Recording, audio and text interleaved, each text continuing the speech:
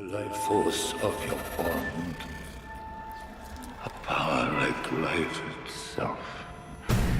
Unseen for generations. A dyad in the force. That's why nothing is showing up, because I forgot to open the program that captures the chat.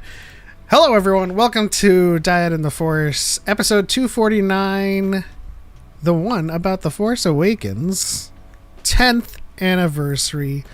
We have a poll up right now asking everyone how old you were when you first saw the Force Awakens. Or another equally relevant question, how old were you when you first witnessed Star Wars come back after the longest hiatus from the theater?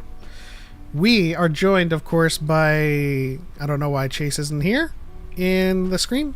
Should be. There you go. We're joined by some good friends. We have Chase, forward into the black. So we do have our token black, just in his name. And then we have a really good friend of the channel who we can only see from the nose down right now. You can't see me. Miss Eggy, welcome to the show. Welcome back. Hello.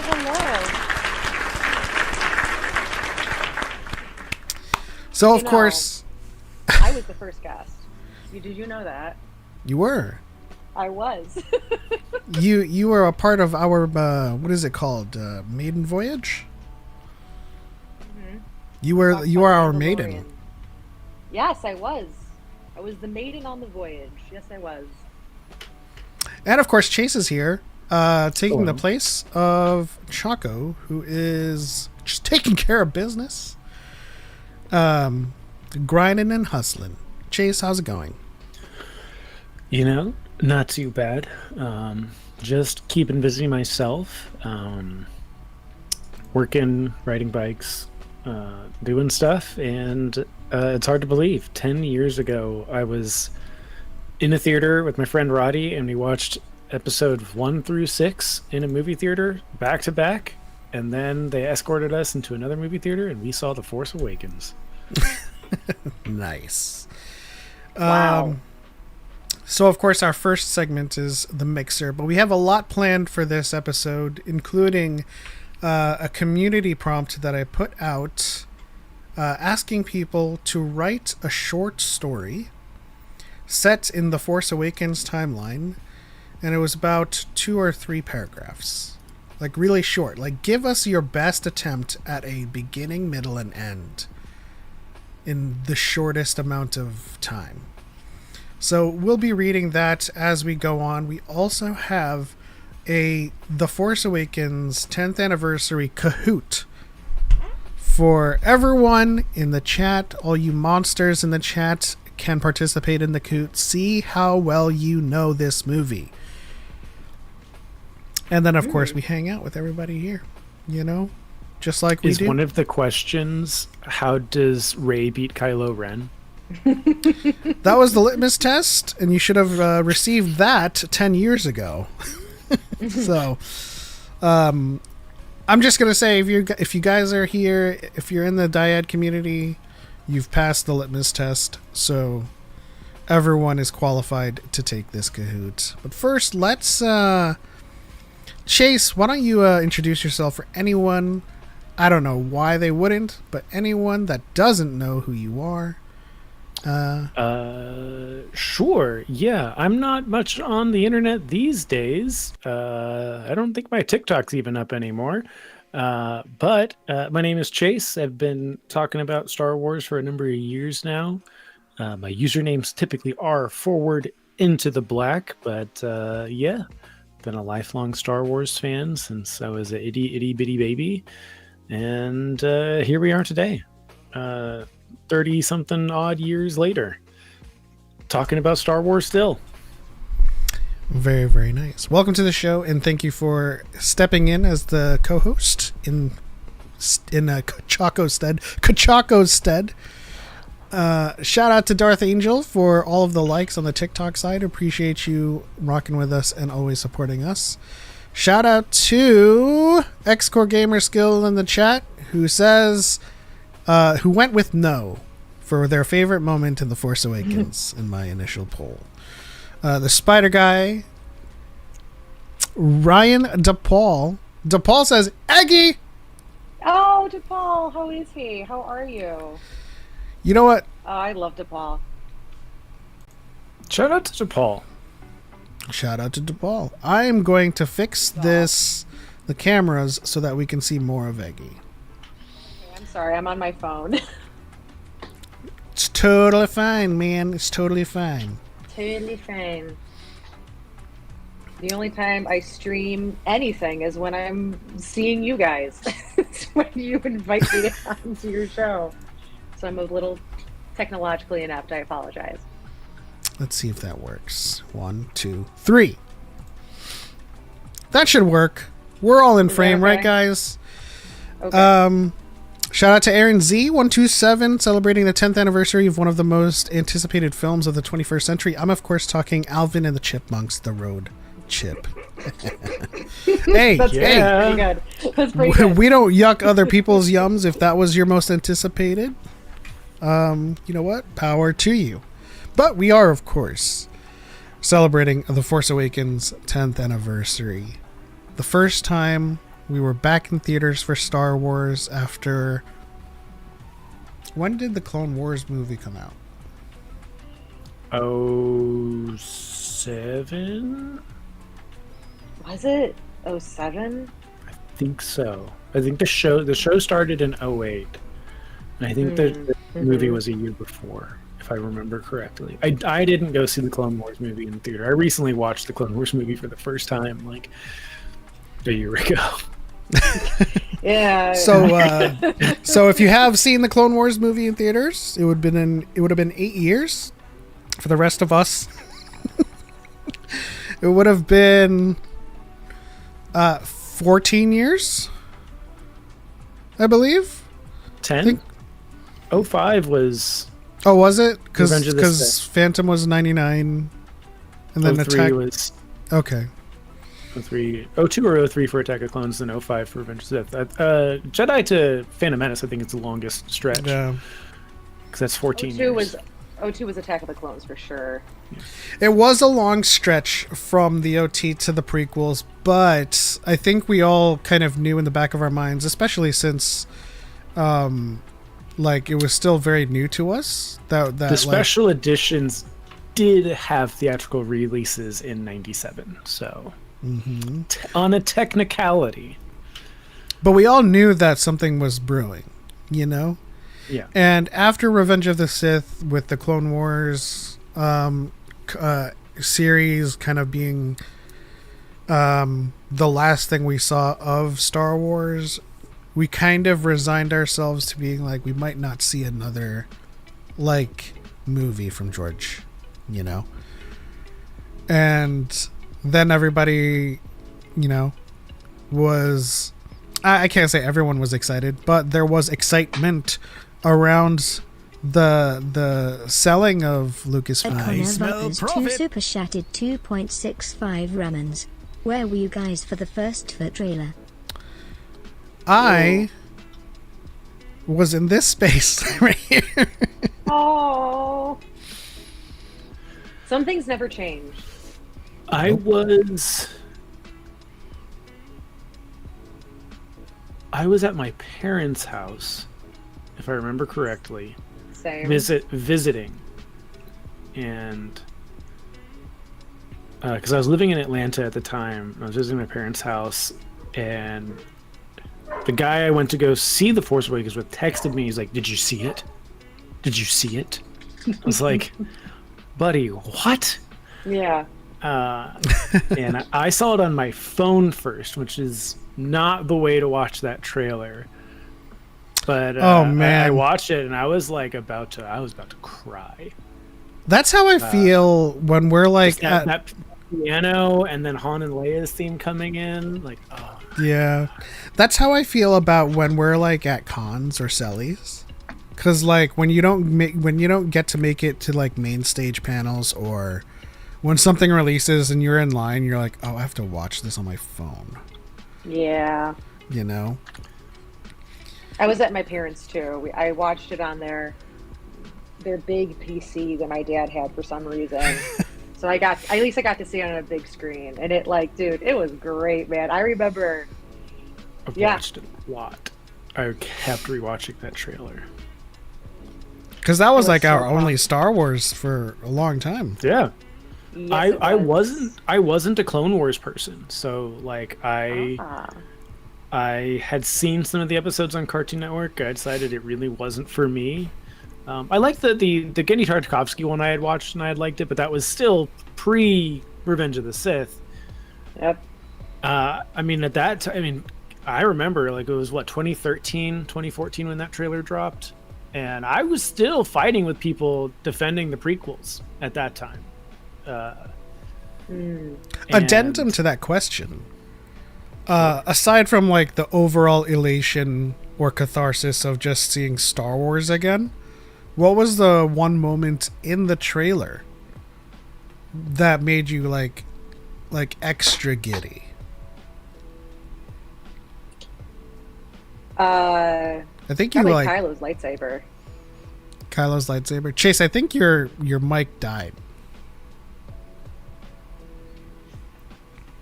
Kylo's lightsaber. What was it, like the ignition, or the second Yeah. ignition? It was the both. I remember everybody being like, I don't understand what's going. Like, what is this? And I'm like, who gives a shit? I was like, it's cool and it's new and it's interesting, and we haven't really seen this. And the main, I wouldn't be surprised if there's some sort of multiple fancy lightsabers and like legends and stuff like that. But like on screen, this is like our first like new kind of lightsaber shape. And I remember it was like, because wasn't the initial ignition, that was like a different version, and they changed it for the movie, didn't they? No, I think that was trailer 2. I think the first ignition for trailer 1 was Finn. Oh, okay. I did not rewatch the trailers for this. I just rewatched the movie for this. So I I might be wrong, too. too. Trailers. Yeah. I do Is- know. I think we're hearing it working? something. Yeah. Is it working? Yeah, I can hear you. Okay. I was gonna say for me it was Harrison Ford and the Falcon. Like Yeah. Oh, Chewie. that, we're Chewie, home. we're home. Like, oh yes, we are, baby. The Falcon's back.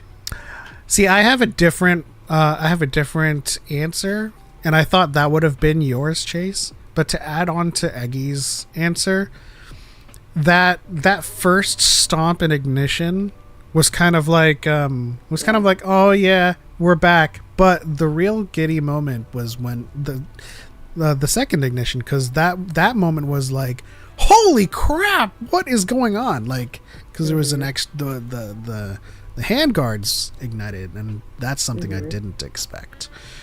But for me, the one that I thought Chase would have loved was for the first time seeing X-wings again flying across the water. That was great. Yeah, that was I great. think I can't remember if it was in the trailer, but like the ties against the sunset. Oh yeah. That one was cool, but I think it was just, I do love the prequels, but you go like a decade, talking about the prequels, and you're just like, I do miss Luke, Han, and Leia. Like the originals are always going to be my Star Wars, and so seeing that was really cool. I do think that like the Kylo ignition was like, it was a very Darth Maul moment. Like it was like new cool red lightsaber. Yeah. And they handled that beat well, because it gave you time to be like, oh, that's a red lightsaber, but then because it went stomp, red lightsaber, and then like 2 beats, extra handguards. I was like, that's crazy. Also, that was our kind of like first time witnessing, because I had catharsis with all of like the sweeping shots and the starfighter shots too, with the X-wings and the ties and stuff. Like, that was our first time actually seeing how Star Wars would look with contemporary visual effects. And so everything looked spectacular. I think it was either trailer 1 or trailer 2. We got to see a wide shot of Takodana with the Falcon kind of going into land too, and so like even those shots were crazy. It was a lot of, and this is just the movie in general, but like the trailer definitely alluded to it. It was the special edition insert shots made to look really good. Like a lot of those like extra Bespin and Hoth and Tatooine shots that you get in the special editions that like you can tell are inserted into that movie. Yeah. and it's like it's things that weren't possible in the 70s and 80s and also like weren't possible in the 90s and early 2000s with what the filmmaking we had then. And now you can have these really big sweeping moments with, you know, both practical and CG blending seamlessly together, that like we had never had. So it was this more visceral and real and like fantastical version of Star Wars that was just so cool to see finally. Yeah, I think we got our first shot at some of those practicals in the trailer too. Like there was one moment where it was like a chicken like puppet creature that was like in the dunes of Jakku. That was in the trailer. Yeah. And that was when we knew it was like, oh yeah, he did say he was gonna try to go practical as much as possible. And the movie looks great. Like it's so funny. Like credits literally like just rolled, and I hopped on here, and I was like watching it. Like I haven't seen this movie, and I know we're not to the movie yet, but like I haven't seen this movie in years. Like it'd been a very long time since I'd seen it, and I was just like, this is one of my favorite Star Wars movies. I'm like, this movie looks incredible. It looks so good. The puppetry and the practicality looks so good, and it just like right from the get-go in the trailer, they were like, yeah, we're gonna have puppets and we're gonna have practical effects. Yeah. Kenny in the chat says, since we are coming up to the mixer, here's a hot topic for everyone in the panel. Number 1, Jim Carrey's Grinch ruined the Grinch story. Number 2, R-rated Christmas films are not Christmas films. Have fun. I've never seen the Jim Carrey Grinch movie. I haven't either. I know I love that movie. I know it's a lot of people's like favorite version of the Grinch.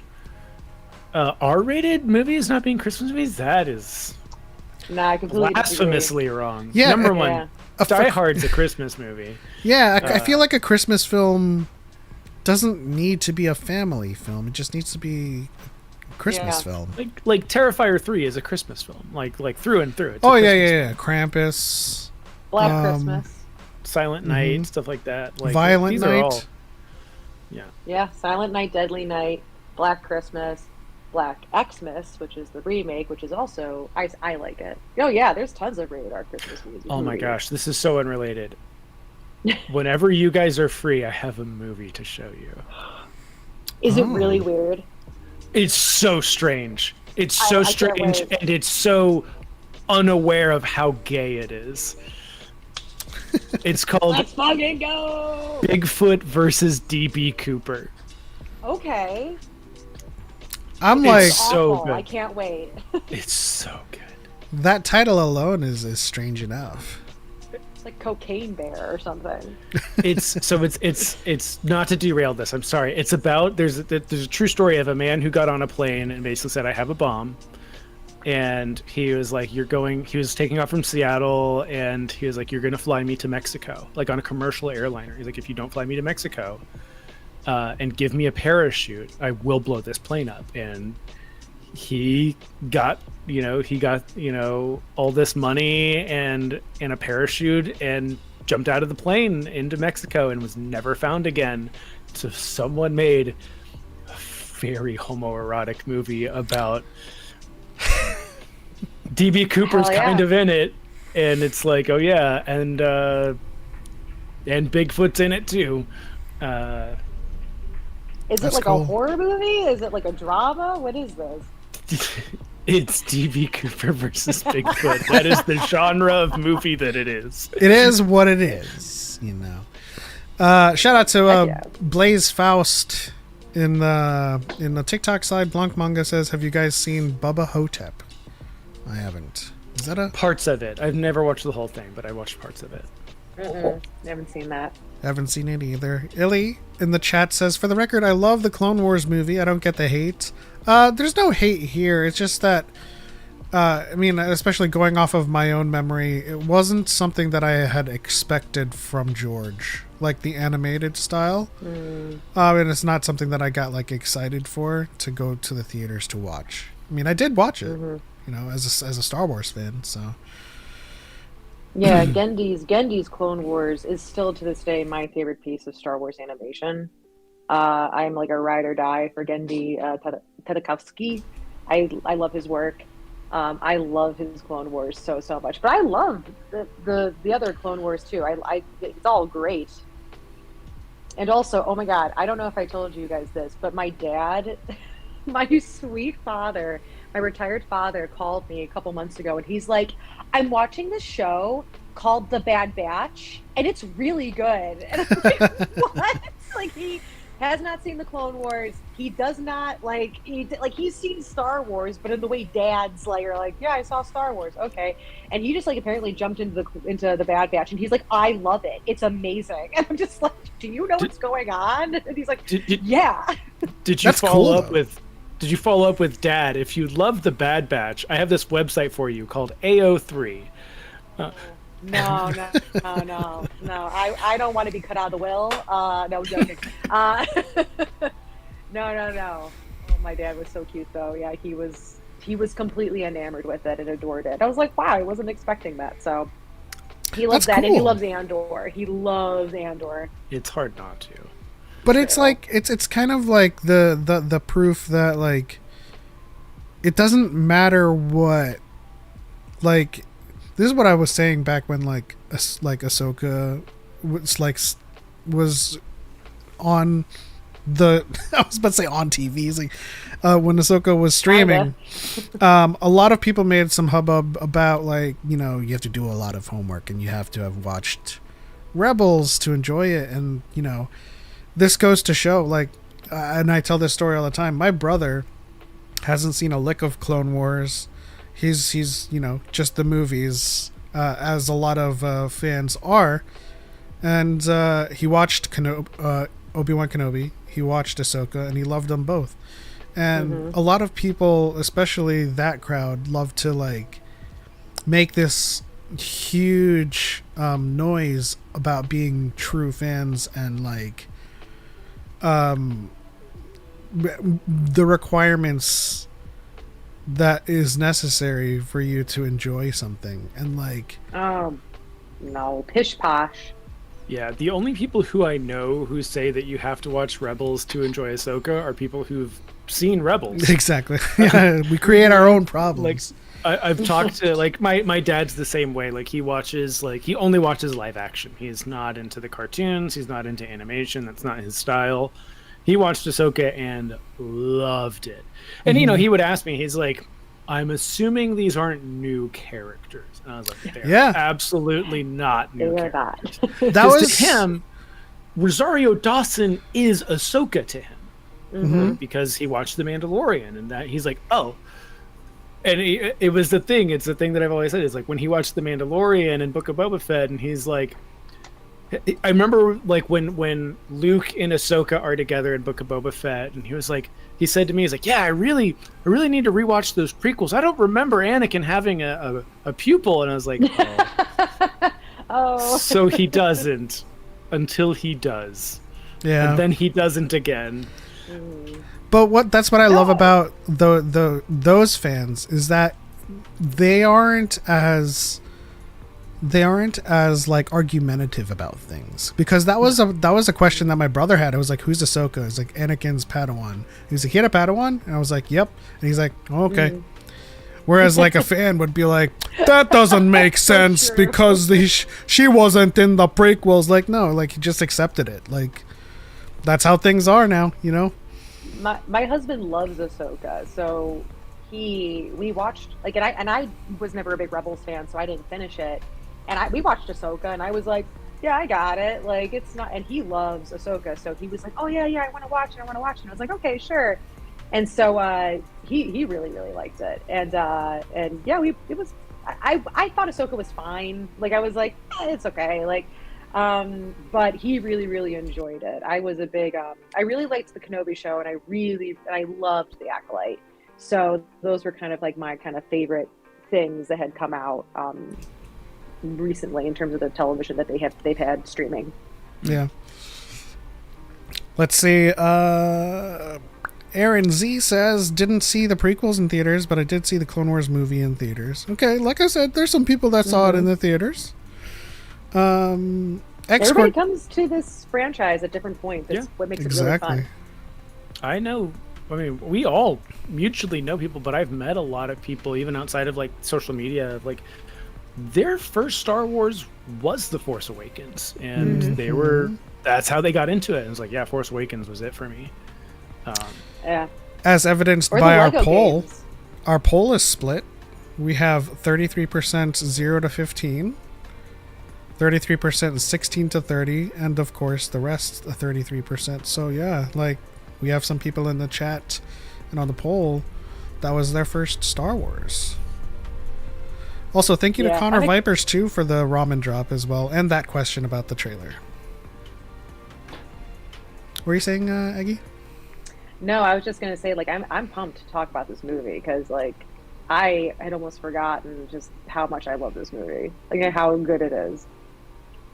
There's a lot to love about this movie, and and I say that as a person that puts it in the middle of the pack in terms of like how it ranks. That's valid.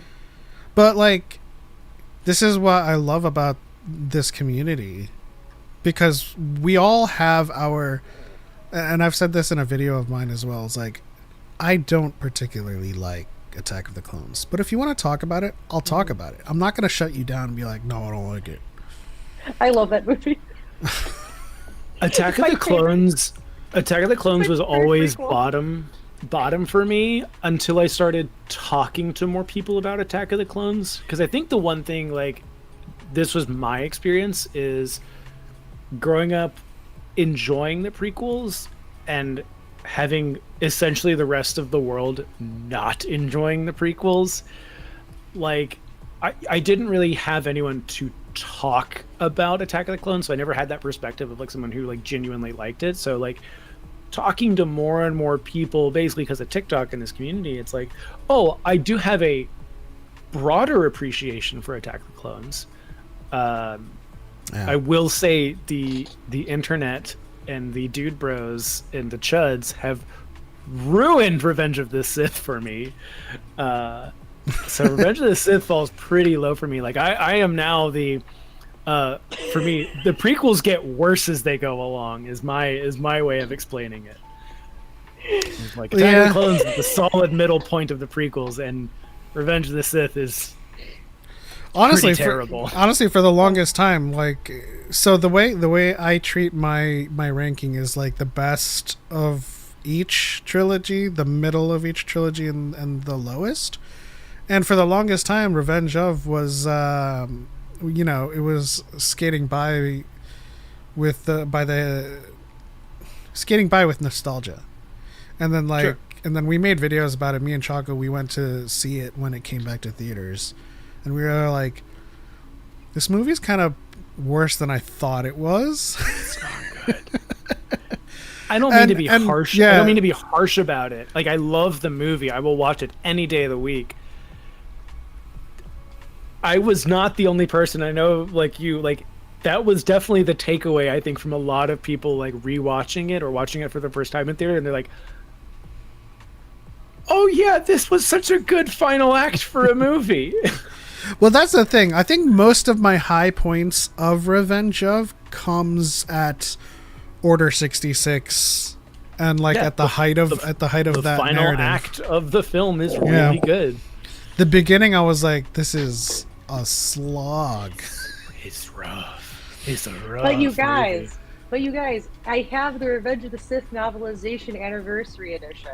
The greatest book ever written in the English language. Well, the novelization I give huge flowers to, but like The copy film. of this book, by I've the never way. read the novelization. I've never read a single Star Wars novelization. Okay. Chase. Really? Okay. Really?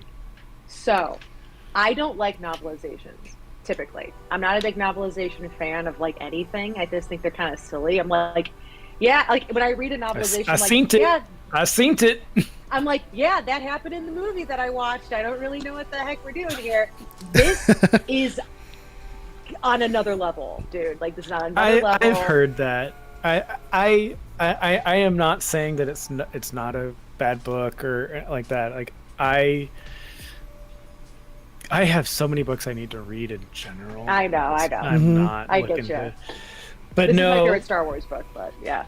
Yeah, the novelizations are definitely like more of a cursory attention for me because like Yeah. new canon is updating all the time. I need to read the new books.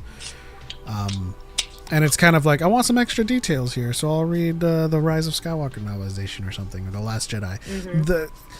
I put those novelizations up there with the Revenge novelization because they actually really do improve the sequels a lot. You know, and if what? I don't like the Force Awakens novelization though. You know what? I don't think that one's very good. I'm gonna give that to you because I don't like Ellen Dean Foster. Yeah.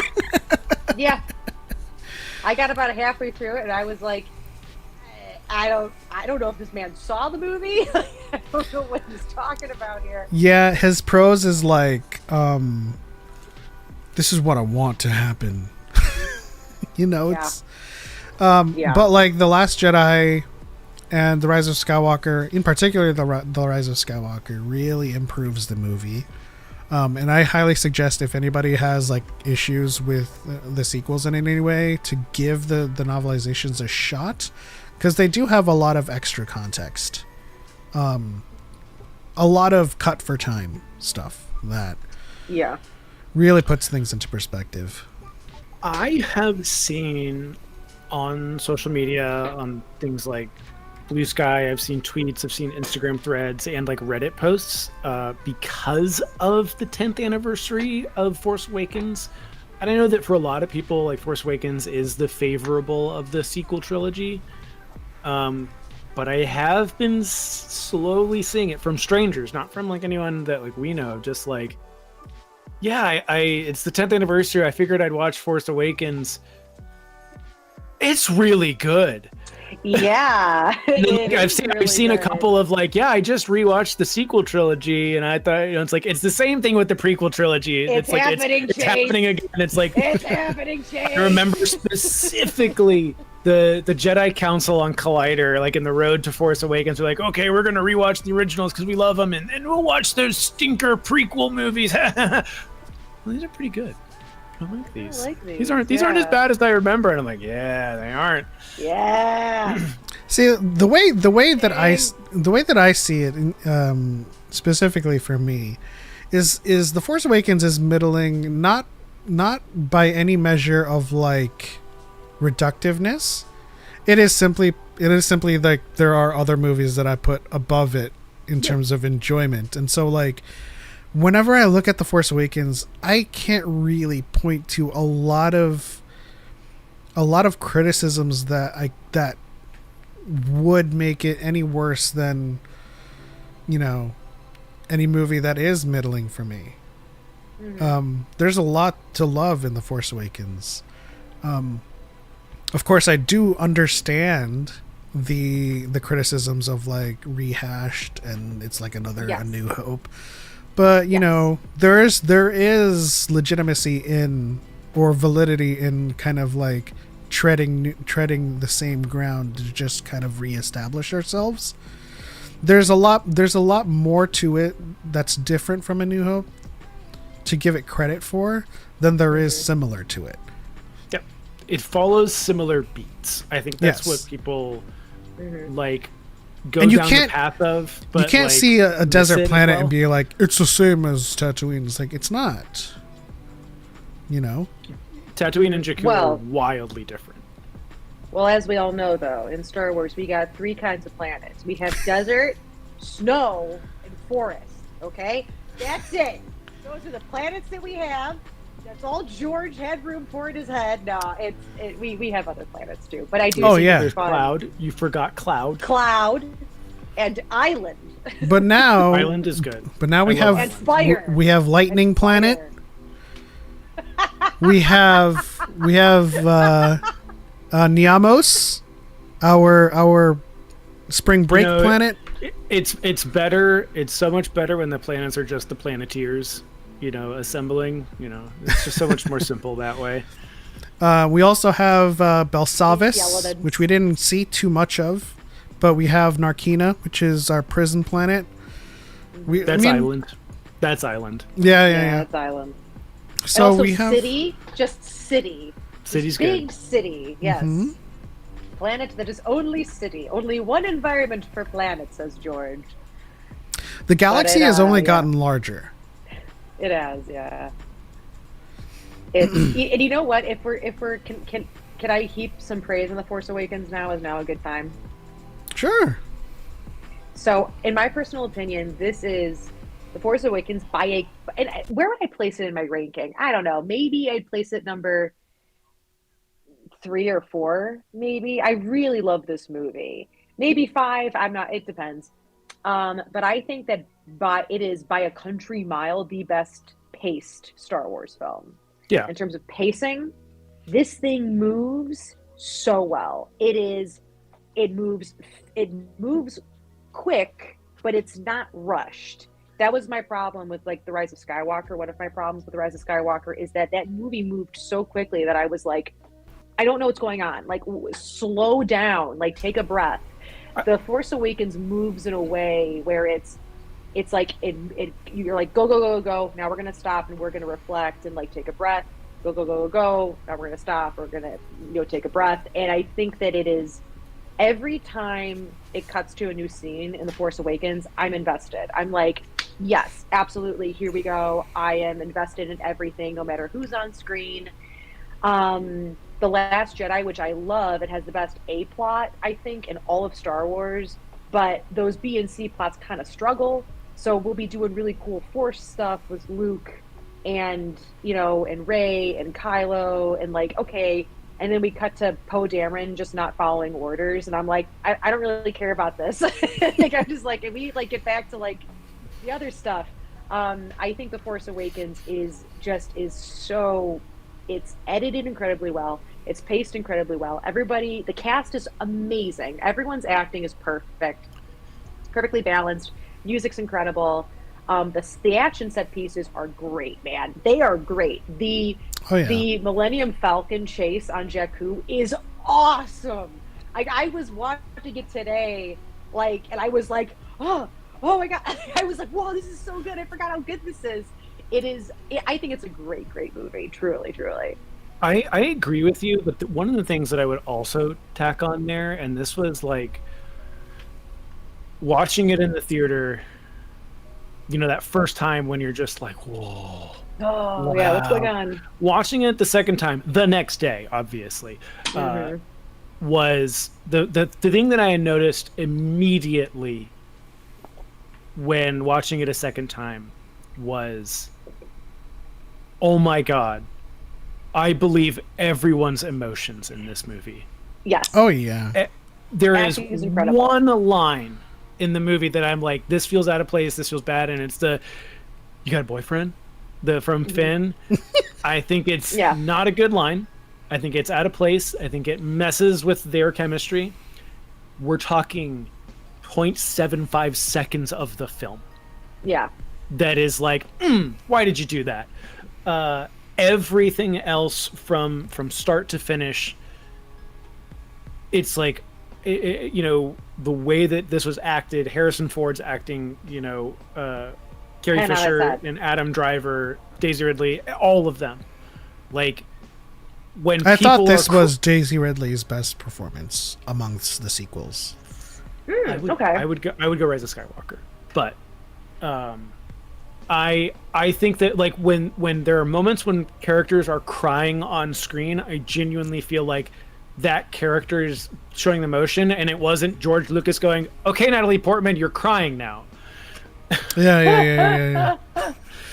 What was it? faster. What do you always say? Faster and with more energy or something? I think Faster that's with more George's energy. George's famous direction. Have you seen the whitest kids you know sketch of Happier with Your Mouth Open? Where are you, That is where are you going? what I think about every time. But no, like, Let go of me. There's some the script. I think the script is really good for The Force Awakens. There is some stuff in it that like I empathize with them because it's like this was our first Star Wars in forever, so they had a hard job here. But some of the dialogue is very much so like, remember our son that left us when he went to go train with Luke Skywalker at the Jedi Academy? Like a lot of it is like it's some of it is very expository. Like but I get it. Like I'm like, it is just funny to like hear like characters be like, remember when we went here that one time and then David exploded? Like it's just like, okay. it's kind of like that Trouble on Cato Nimoidia. That doesn't count. I think that one of those things, and I think you're right, I think there is like a lot of exposition dump that happens, and this is the thing that, while I understand the criticism, I think the criticism is always taken out of context, is people wanted to see Luke, Han, and Leia on a new adventure. And I'm like, I don't disagree. But that was never going to be. You should have traded the prequels. If that's what you wanted, you should have said, George, we don't care about baby Darth Vader. We want adult Luke, Han, and Leia. We want grown up, more mature. Mm-hmm. And that's not what happened. And no matter, even if George was directing it, it would have been the same thing. It would have been a new cast of characters. It would have been Luke, Han, and Leia are your legacy heroes that are passing the torch. Luke was not going to do backflips. No. That was Han one of George's. Yeah. That was one of George's treatments for The Last Jedi, where at least for his episode 8 was, Luke was disgruntled and disenfranchised, and he was it was kind of like going upriver to see Colonel Kurtz in Apocalypse Now. I know we're not here to talk about Last Jedi, but like the whole point of that is you wanted Luke to be Obi-Wan, he turned into Yoda. And people didn't like that. People wanted him to become the new Obi-Wan, and this is kind of like, this is a different and unexpected story, and I love that story. I think we all would have liked to see a kind of continuation to, the main three. Sure. But like, if would have been cool. It would have been cool, and I'd still like to see that, like with recasting. But like, the sequel era isn't the time for it. It's 30 years into the future. They're all old canonically, so like you're not gonna get an adventure with them. Yeah.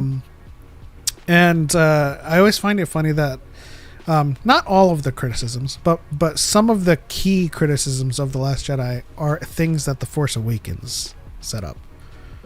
Right? Yeah. The first words, and remember this for the Kahoot later. The first words of the opening crawl is Luke Skywalker is vanished. And then Han is the one that says, his apprentice destroyed it all, and Luke walked away from everything. Like he thought I forget the whole quote, but he's like, he thought, it was all his fault, and so he walked away from everything. And then, of course, sidelining Finn, which was essentially just him getting injured at the end of The Force Awakens. But I don't think Finn was sidelined in The Last Jedi. I don't. I just think people didn't like where the B plot went. But I don't think he was sidelined. I think, and maybe this is a controversial take, and we can definitely get back to The Force Awakens. I think that the criticisms of Finn's character arc are misplaced. I think that the person who didn't have a complete arc in like the sequel trilogy was Poe, more so than Finn. I think everyone saw that lightsaber in Finn's hand in Force Awakens, and they got really attached to that idea. Finn has a very complete arc Like, he has a beginning, a middle, and an end. I think people didn't like the journey that happened, but I don't think he has an incomplete story. Yeah. Like, him storming that Star Destroyer, that ties in so well back to the father years and his experience as a stormtrooper, is a beautiful end to the story. I think what people wanted was the cherry on top, where he gets the lightsaber. That's what people wanted. They wanted. It wasn't about the incomplete story. They wanted that. They wanted their dessert. And in The Last Jedi, you know, he comes full circle with him and Phasma. So I thought that was a really great arc for him in that movie. I mean, I do agree with people that I do think it's a point of legit criticism that, like, we have a poster that has Finn on it holding the lightsaber. We have a black man holding the lightsaber. That sets up certain expectations on what we're going to see, and then at the end it's like, oh no, it's not him, it's Rey, and that's great. I love Rey, but I don't blame people for being frustrated with that at all. Like, oh, seriously, man, like, come on, we thought we were going to get to see Finn be this character, and now it's like, and that's because I think it's also because Finn was blind casting. Like, I know, like, Tom Holland auditioned for Finn. I know there were a lot of other people that auditioned for Finn.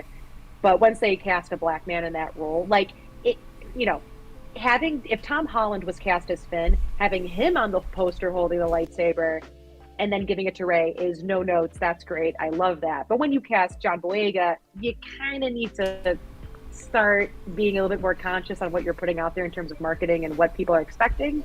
Because it would have been awesome to have Finn be the hero too, you know? But I also think that that's one of, amongst many of my criticisms of The Rise of Skywalker, which is just a lot of execution stuff. Because if you're not going to give him a lightsaber, but also put in a scene where he's sensing Rey is dying through the Force, you're putting that crumb there, but there's no, like, Chekhov's gun payoff. Where's the meal?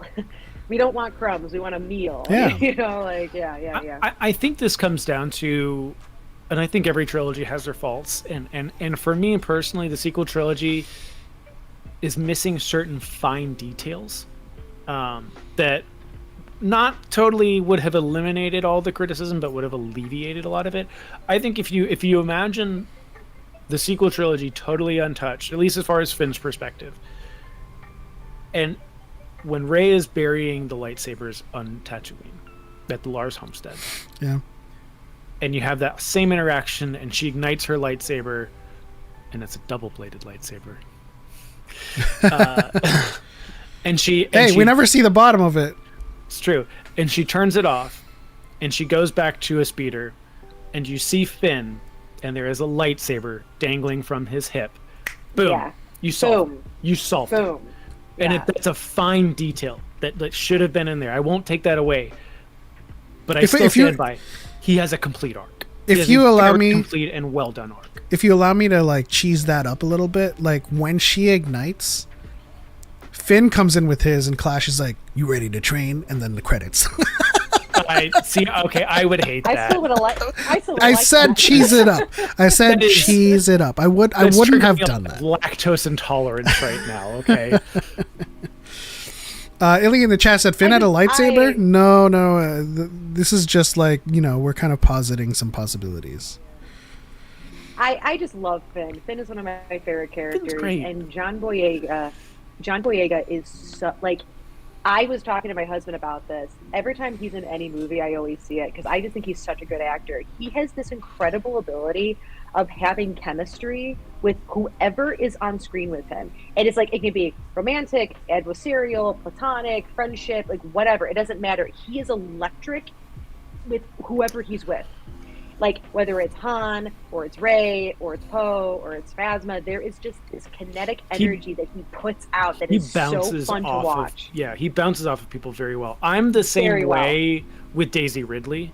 Like, and she did that movie with Tom Holland that I didn't think was fantastic, but I thought was, like, enjoyable in its own right. It was, like, an interesting premise. I know it's based off a book, but that small film that she produced and starred in, Sometimes I Think About Dying, was incredible. Like, and she, like, obviously Oscar Isaac, is kind of the Harrison Ford of this trilogy. He went off and had, millions and millions of dollars worth of success after everything he did. But like, Well, he was both an of them- established star too. To be Yeah. fair, he had been in a lot. Yeah, and he got naked in Dune. yes, he did. He's the love of my life. Yes.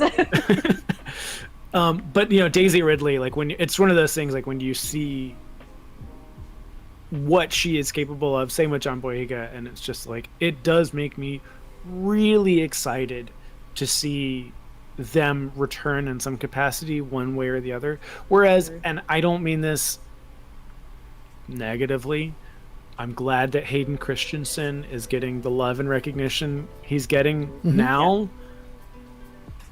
He's not super talented. No. No. Rest in peace, Carrie Fisher, and we love Mark Hamill. Mark Hamill is an incredibly talented voice actor. I will say, Interesting. There we go. I will say, I can see an anthology Vader story where the dragon from Wheel of Time plays Anakin. I didn't watch see that. the Wheel of Time. I'm sorry. Oh, hold on. I have to like show you guys a picture. I will say this. I'm sorry to say this. I don't want any more Darth Vader or anything. I am done with Darth Vader. I am done. Goodbye. I love you. You've had 17 comics and 47 novels and 17 TV series and 6 movies. Like, I'm good. The well is dry. There is nothing else here. We have done this. We're good. Like, love Darth Vader. I still have to read that. Did that book come out? The Shadows or something? Oh, Chase, your mic is out again. The book, What was that book called? The Faces of Evil or something? The Mask of Evil, I think, or Mask of Mask Mask of of Fear was the new Freed book. Because I did pre-order that Darth Vader book, and I want to read it, but I don't know. I just don't need any more Darth Vader. Like, I'm just like, that's it. That's all we got. How we doing, Chase? Oh, I still can't hear you, Chase. No, he's unmuted. We're muted. Oh, I think. oh, okay. I'm not problem. Oh, there we go. There we go. I don't know what's going on. I'm not the problem. So this I is don't a know guy what's from going on. Wheel of Time. I think he looks just like Anakin. Yeah, I see it. Yeah, he's handsome. Yeah, this is one of those things, like what you were talking about with Darth Vader. When I hear anyone say, "Oh, I want another season of the Clone Wars," and I'm like, "Give it up, please, give it up, please stop. You got 3 extra seasons in the Bad Batch. Leave it alone." Yeah. Like, It's over. and then like Nothing the else Tales to of go. series is continuing those stories even further. Like, oh my gosh, this is one of those things that maybe it's a media literacy. Yeah. Thinking about I- sequels and remakes and franchises and all of that, and I'm like, sure, I get it, but it's like when I hear stuff like that, and like when I hear people say they don't like The Last Jedi, and I hear the reasons as to why they like The Last Jedi, and I was like, you didn't want anything new. You wanted to read, and it's like it's like you wanted to retread old ground, and it's like, I don't know. I always go back to the Rich Dark Roast of Coffee experiment, where they polled like 1,000 people of like what type of coffee they like, and they, majority of people said Rich Dark Roast, but when they actually saw what their purchasing patterns were, none of them were buying that. Yeah. And it's just one of those things that, like, to tie it back into The Force Awakens, I understand that, like what we talked about, it hits a lot of similar beats to A New Hope, but it is so radically different from everything else. It toes the line very well. I Yes. think that it walks that line of like, hey, remember, but also like, here's something else. Like, I don't know if The Force Awakens does anything, in my opinion, that I find particularly radical or original, maybe, but I think that everything it does, it executes it so well that it feels fresh and new and interesting. And it comes down to having, and I think some of the factors is it comes down to, having a more diverse cast, like seeing, women taking, our female character taking a very active role as the protagonist, seeing, John Boyega, a black man, playing Finn, like, and seeing Poe Dameron, like, played by Oscar Isaac. There's just like, there's more, you're getting a richer, fuller story by having a cast that reflects the world that they exist in, right? This is like the galaxy where everybody looks different. And I think that's one of the reasons why a lot of that stuff feels so fresh and new and interesting to me. I still think, and also I think that when it is executing and working within nostalgia, I think that most of the execution is done very well. I think the Falcon reveal is great. I think it's a great reveal. I think it's a good nostalgia bait, and it's a well-paced moment, and it's a good, well, I would not put The Force Awakens like super, super high on my list. Like, that is like mine. Like, my top 4 is always going to be A New Hope, Empire, Rogue One, Last Jedi. Like, that's it. Good list. But like, Force Awakens is up there. Like, I'm pretty critical about the prequels, even though I love them. Like, they like I have been since the sequels came out. Like, it's original sequels, prequels for me. Like, as far as quality and what I like. I look at not just the Force Awakens, but the sequel trilogy. There's a lot of Star Wars, but elevated mentality that I have with that, where sure, does the sequel trilogies and the Force Awakens have shortcomings? Yes, but the acting is better. The score is so prominent. The sets, editing, the practicals, the CIG, the editing, the pacing.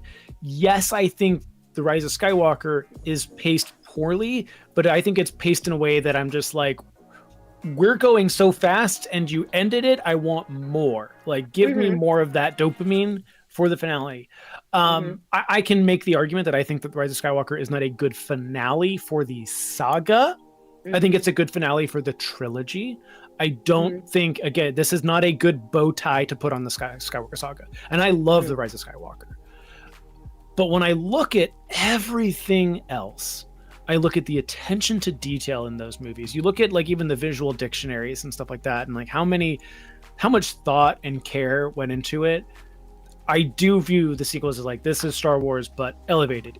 Yes, I'm always going to have my nostalgia goggles for A New Hope. That's never, they're never coming off. They are physically bonded to me. Objectively important films in the Western canon and film history. Like, dude, put A New Hope at the top. No one's gonna fight. No one, I would never argue with you with that. There's something to be said about the technology of the original trilogy as well as the technology of the prequel trilogy being so groundbreaking for their times. And when The Force Awakens came out in 2015, while I personally, no offense, don't think they're very good movies, Transformers and Avatar already existed. Like, we had hyper realistic, like hyper well blended CGI where like you can't tell the fact that that is a CGI building. You can't tell that that's a CGI car getting blown up anymore. Like obviously the giant Godzilla riding through the city is clearly CGI, but he still looks good. But like, if you watch any like production stuff where it's just like, oh yeah, you didn't know it was CGI because it's that good now.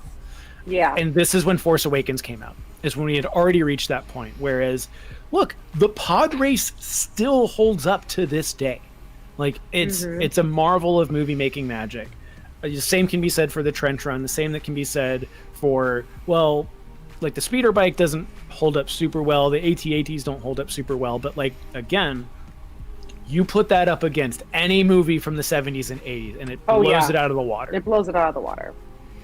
And I think that was something that was going against the sequel trilogy, is technology had already gotten so good that the special effects were no longer the showcase.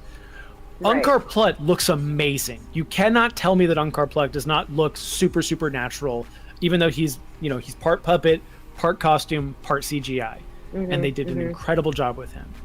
Yeah. Like you said, the chasing with the Falcon on Jakku looks incredible. It looks so natural. good, man. It looks like they had a drone following the Millennium Falcon. That's what it looks like. He cuts that hard turn and it flies out. I was on my couch and I was like, whoa! Like I was like a child. I was excited. And there are moments when we have the technology we have that like we're able to, the thing that I will say is we were able to get shots we would have never gotten before. Yeah, I was about to say that. The haze of that sunset with the TIE fighters slowly coming into focus, you can't beat that. You can't beat that. Beautiful. The X-wings skimming the water on Takodana. And here's the thing. I don't mean to be the downer here. We know the day's coming that John Williams won't be with us much longer. Rise of the March of the Resistance. March of the Resistance. Holy cannoli! Like Rey's theme is definitely one of my top. Like that is, and then also like the counterbalance between Rey and Kylo's theme and how they're inverted and major and minor. Marianne on TikTok can definitely get more into that than I can, but I'm sorry, the March of the Resistance is top tier score. I turned it up so loud. I was like, "Let's go!" It's in my head. It's in my head in the same. I think that like the way that Duel of the Fates, the opening theme of Star Wars, and March of the Resistance are just in my head. Like, Is that the? And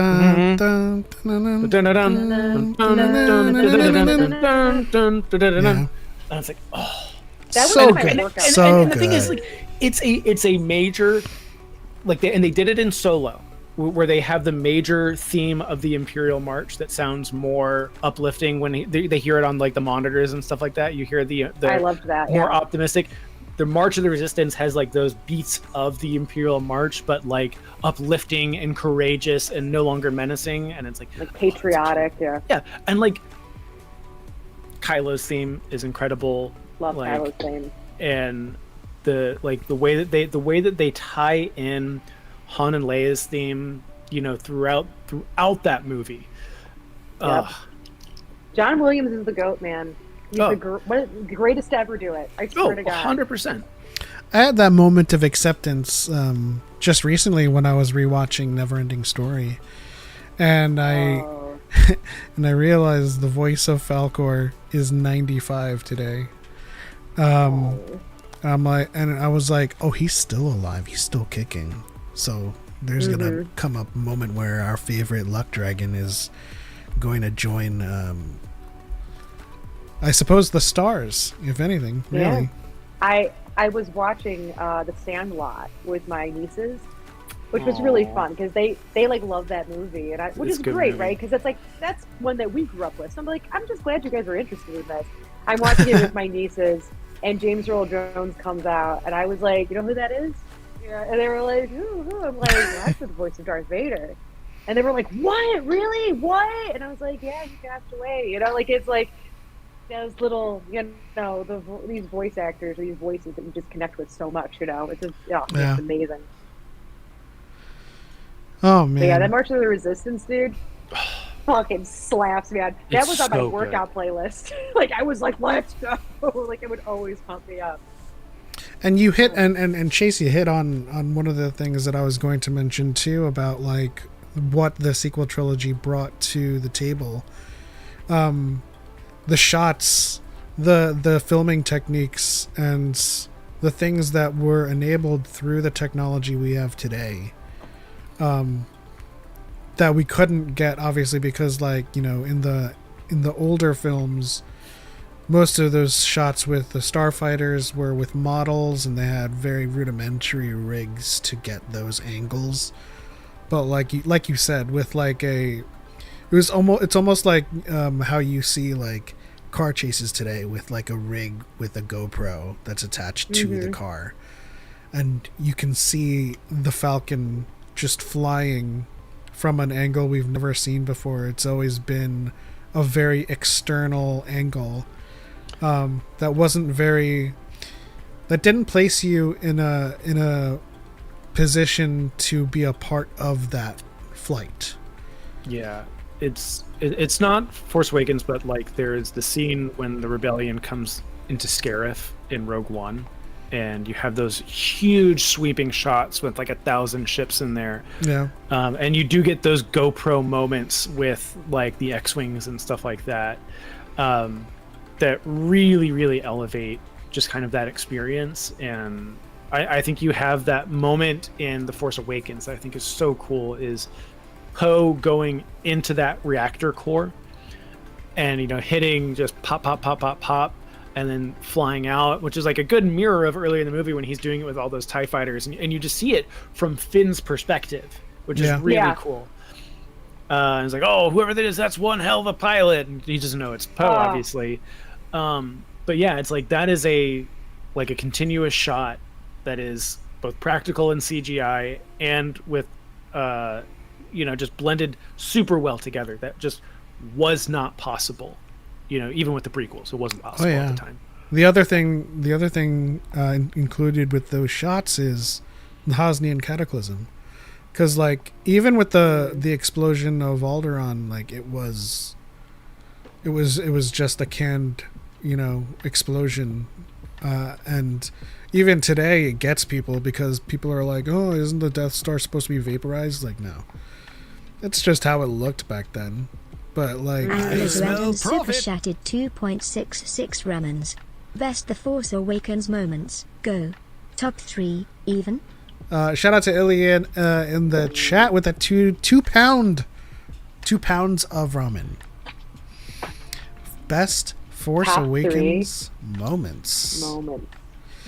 So mine's definitely gonna be heavily Force involved, because I am a Force guy.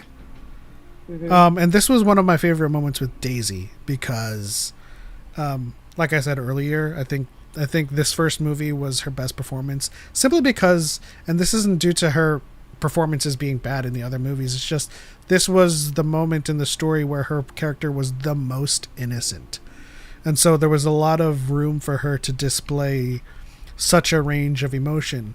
The moment where she comes out of her Force vision and the Echo, where she experienced psychometry for the first time, and she was like drenched in tears. It's like, I don't want any part of this, like I'm never touching that thing again. And then like that intimate moment between Maz Kanata and her, just being like, my child, you already know the truth.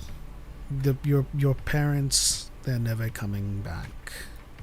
And then like that slow welling, that slow realization that that's the truth. That was a very, very emotional scene, and I think one of the best moments for Daisy Ridley. So that's one moment.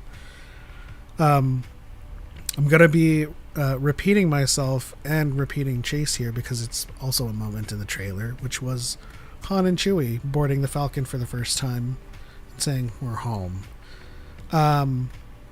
The third moment for me that's the best in The Force Awakens, it's when Rey closes her eyes and remembers the Force and then opens them.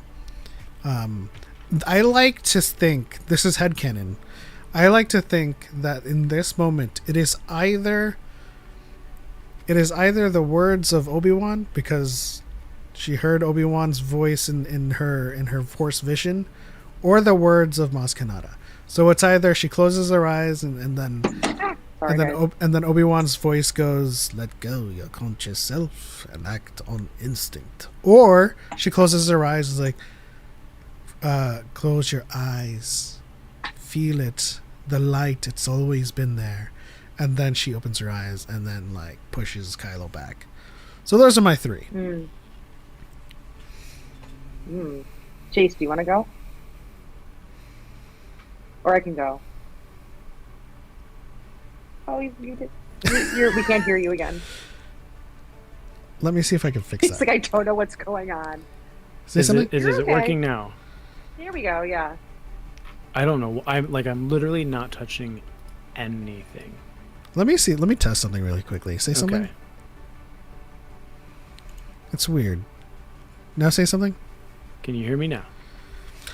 Yeah, I have you in 2 scenes for the Kahoot that's incoming. And so when I remove you from the Kahoot scene, you're muted. So when I re-added you just now, that unmuted you. I don't know what's happening, but technology. Oh. Yay. But Eggy, you go, 'cause I have like a list I have to kind of propagate. So let me see. Yeah, Pep was real fast with his. I think, okay, so, you know what, I'll say this. I'll say Kylo's introductory scene, I love. That's probably in my top 3 somewhere. Because, like, one of the things I love about this movie is, both of you know, if anyone doesn't know, Kylo's my favorite Star Wars character. And yes, part of it is because he looks like a sad, wet dog the entire time. But yeah, the other part of it is I do think genuinely he's one of the best written Star Wars characters, like, ever. And how much would you have liked in The Last Jedi after the dust settles and they didn't hit Luke at all for Kylo to go, impossible. It's just a throwback to another favorite character. How does this make you feel? A lot of things. It makes me feel warm inside and so happy. That is a top Last Jedi moment for me. Oh my god, dude! You want to listen? All right, look, listen. Let's calm down here. All right, we're here to talk about the Force Awakens. That was a Force Awakens line. All these memories. That is the Force Awakens line, but I genuinely love Kylo's character, and one of the reasons is because the way his character is handled in this movie is one of my favorite things, period, about this film. Because what they do, and I do genuinely, and I feel like it's easy to forget this because we know who Kylo is, we know what his deal is, we know blah, blah, blah, blah. But at the time, this character was shrouded in all of this mystery. And what they do in The Force Awakens is they introduce him, and he's fucking scary.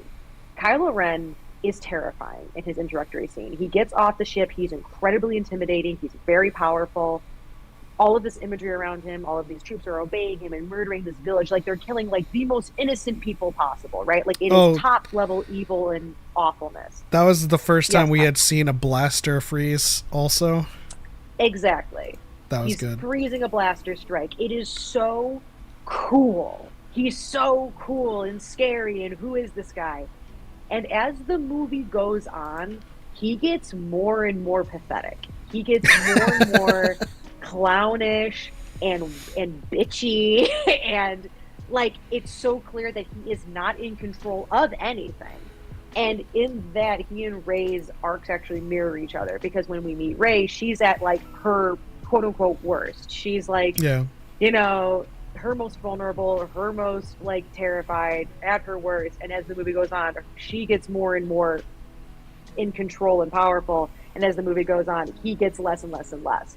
And it's like, we start with this character commanding a presence, being scary, and then like he's throwing a temper tantrum in a control room and he's destroying paneling, and it's like, what the fucking hell was his problem? Like, I have a headcanon version of that one scene where Rey resists him, and then like Snoke's like, she resisted you, and then like in my head, Kylo's like, well, I mean, like she's stronger than she knows, untrained. Really like strong. He's like all like, are you so mean to me? Back like come on, petulant child. He's like, I mean, it's like he is, and it's because like he's introduced this way, and the audience is like, oh my god, it's another Darth Vader, and it's like, no, it's not. Like, and then immediately you slowly realize, oh, just kind of a dork that really wants to be Darth Vader. Oh, he's being edgy for sure. Being edgy for sure. And I think that was done on purpose in The Force Awakens. I think that was very intentionally done to give us this Darth Vader, you know, serotonin in our brains. And then like, oh, no. Oh, no. Like, I think that was really risky, and it was really cool. I love his character, and I think his intro is great. Eggy copied my answer, says X-Core Gamer Skills. So good, man. It's so good. He has good choice, has good taste. My second favorite moment, I'm gonna think, I mean, their fight in the Force is great. I think it's one of my favorite Star Wars duels. I think it's lit so beautifully. I think like the fact that was a set, they built that forest on a soundstage and had all this artificial snow. I was like, my God, this is so beautiful. I think it's choreographed so well, and it's lit. The lighting is what makes it, though. Love that scene. But my favorite scene, I don't know. Oh my God. I had it and now I've forgotten it because I love, my favorite part, top favorite is Rey's introduction. I love her intro and seeing her life. And like, it's all done with no dialogue. And it's like, what, a 4-minute sequence. We get everything we need to know about who this girl is, what she's scared of, why she's here, and they do all of it with no dialogue, and I think that's brilliantly done. Yeah, it was the first time we got in the Star Wars movies like very real introspection. Because even with Anakin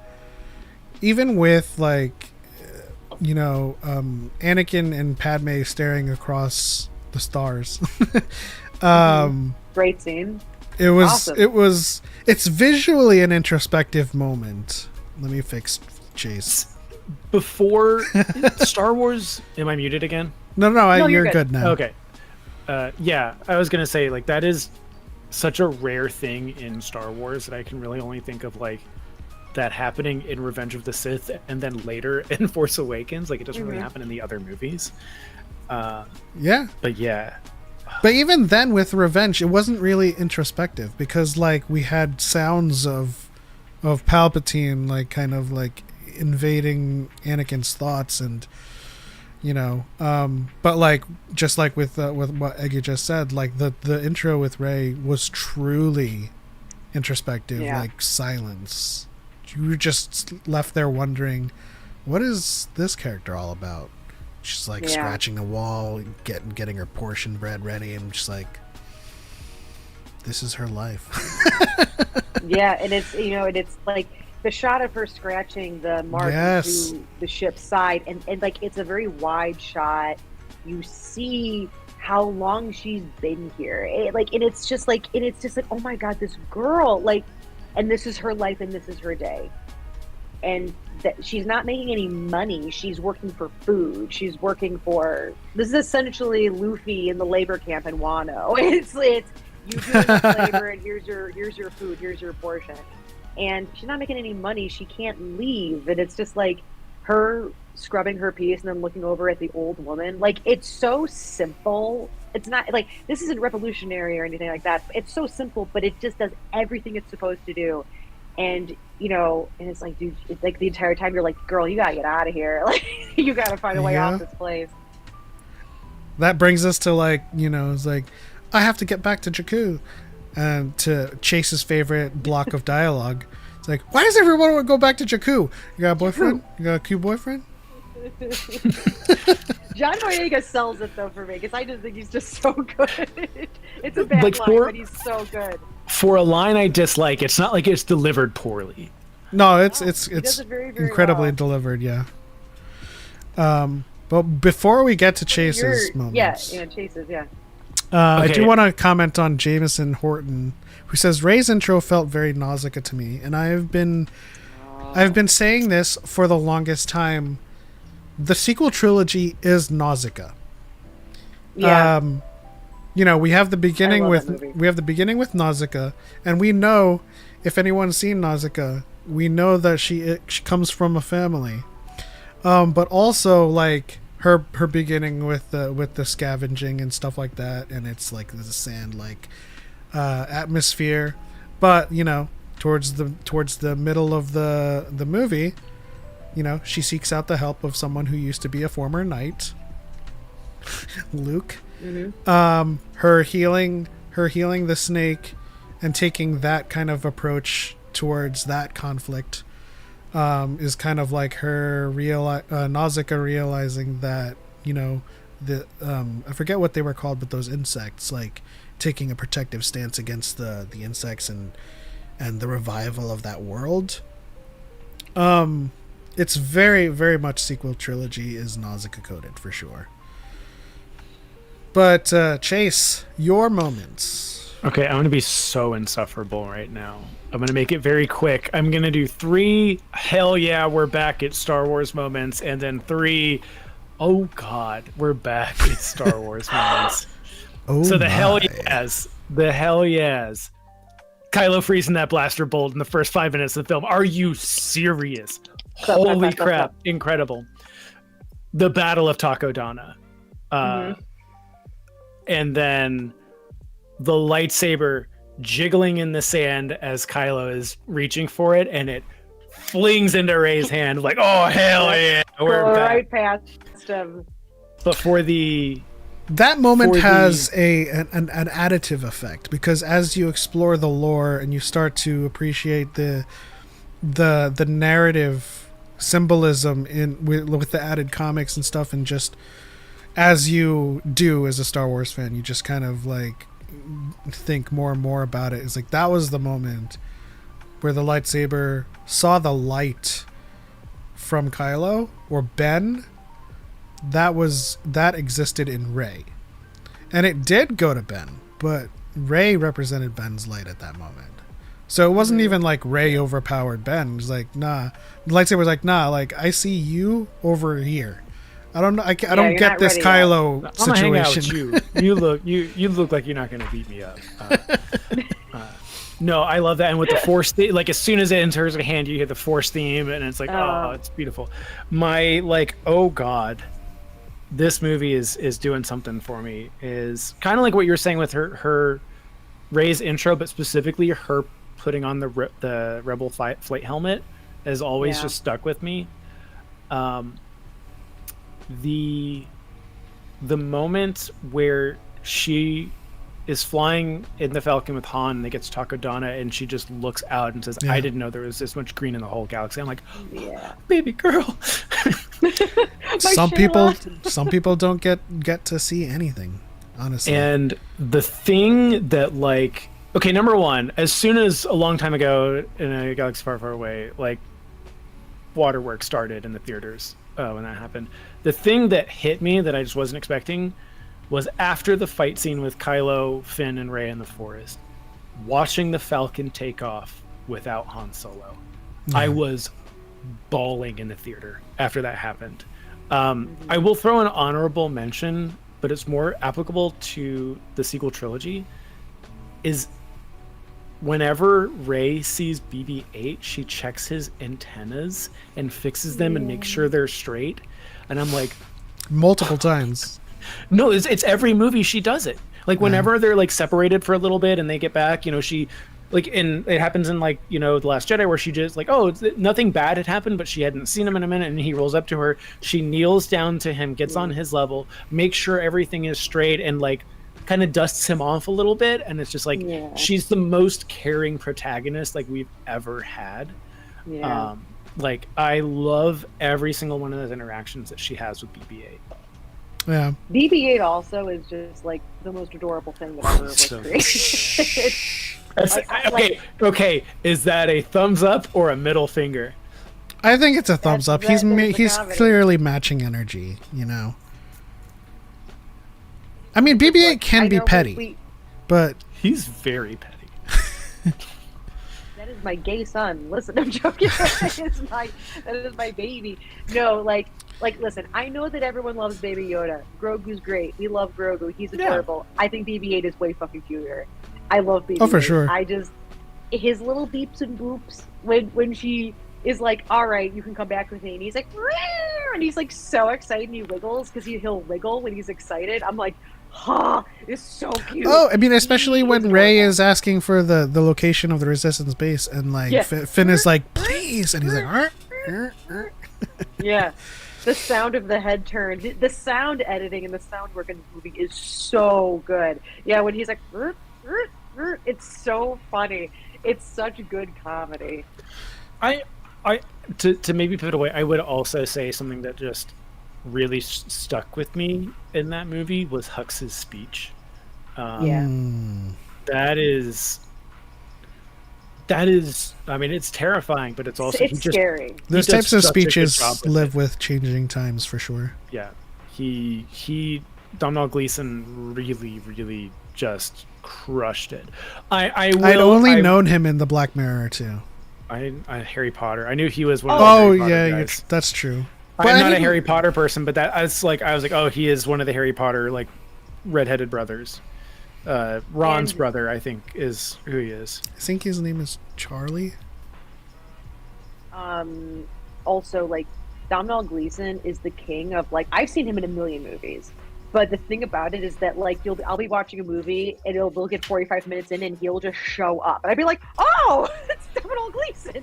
Like, it's very funny how he will just show up and stuff. But yeah, he is incredible in this movie. He is so scary and I understand people's critiques of, like, The Last Jedi kind of turning him into a clown.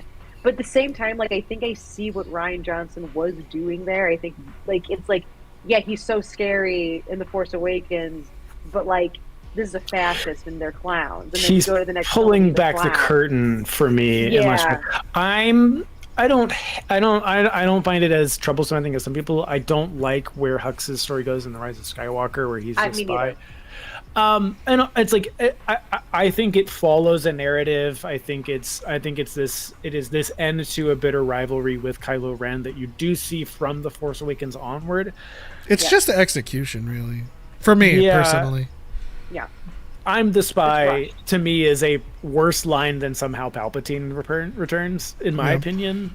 Like, I'm the spy. I love, though, I will say I love Poe and Finn's reaction to it. What? Isn't Poe Yeah, like, yeah. I knew it! Like, there's something about, like, It was very their- genuine. Their deliveries that's really, really good in that. But I get you, Jay's like, I'm the spy! Like, seriously, guys?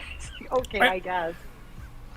They could have given Yeah. him a little bit more to kind of, I suppose, say other than I don't want you to win. I just want him to lose. Like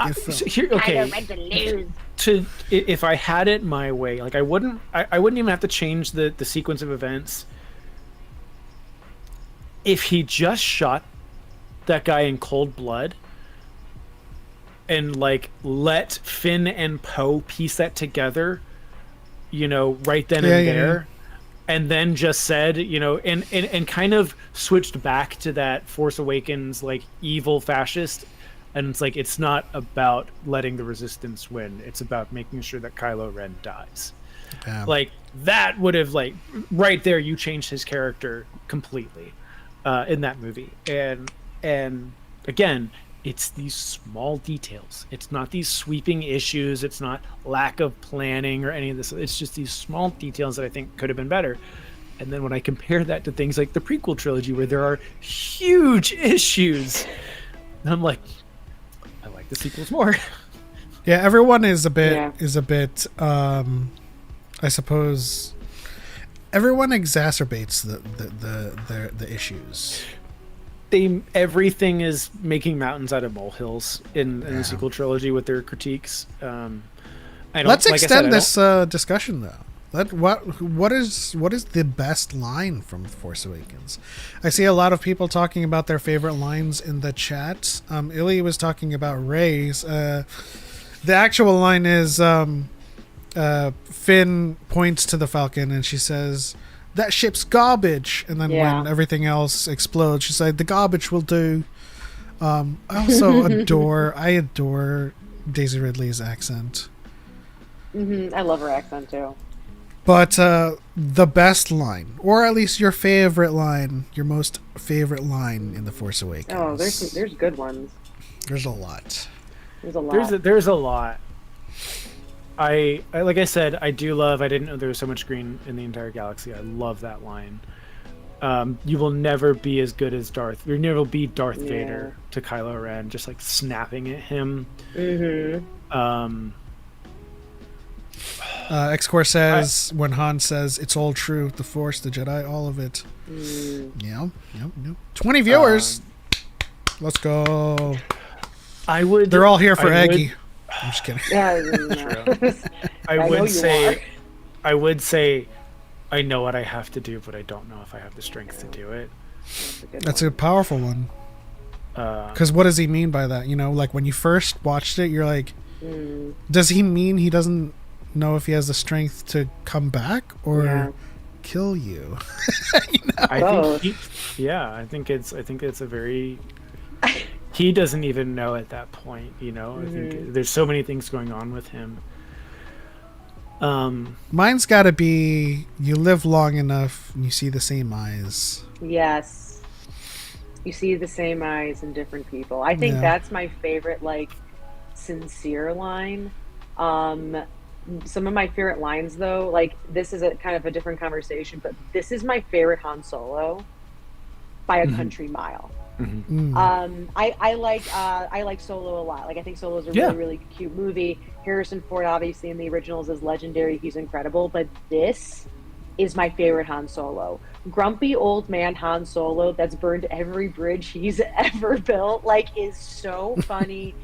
I laughed. Me and my husband, like, because my husband came home about halfway through the movie, and he was like, "Oh, Force Awakens," and we sit down, and it was right as when Han joins the movie, and we were laughing. Like, we were, like, kind of belly laughing at a lot of his deliveries. Like, when he's like, "This is not how I thought this day was gonna go," when they're trying to escape.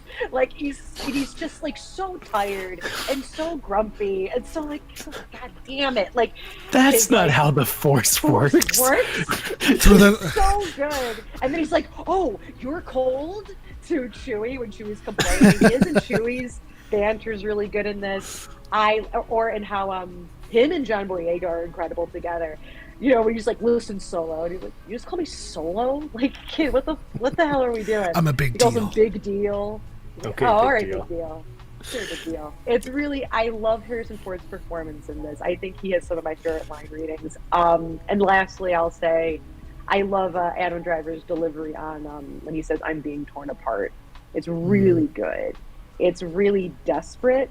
Oh, I will say, lastly, when he is reading Rey's mind, it's not really one line, but it's my favorite, like, I'd say, like, ongoing dialogue in the film is when he's trying to get, you know, the droid information out of Rey, and you know, and he's trying to pull it out of her, and he's looking into her mind, and he says, "You're so lonely, so afraid to leave, at night, desperate to sleep." And I'm like, "Buddy, you're looking in a mirror." Like, listen, man, like, It's almost like they're a dyad of each other.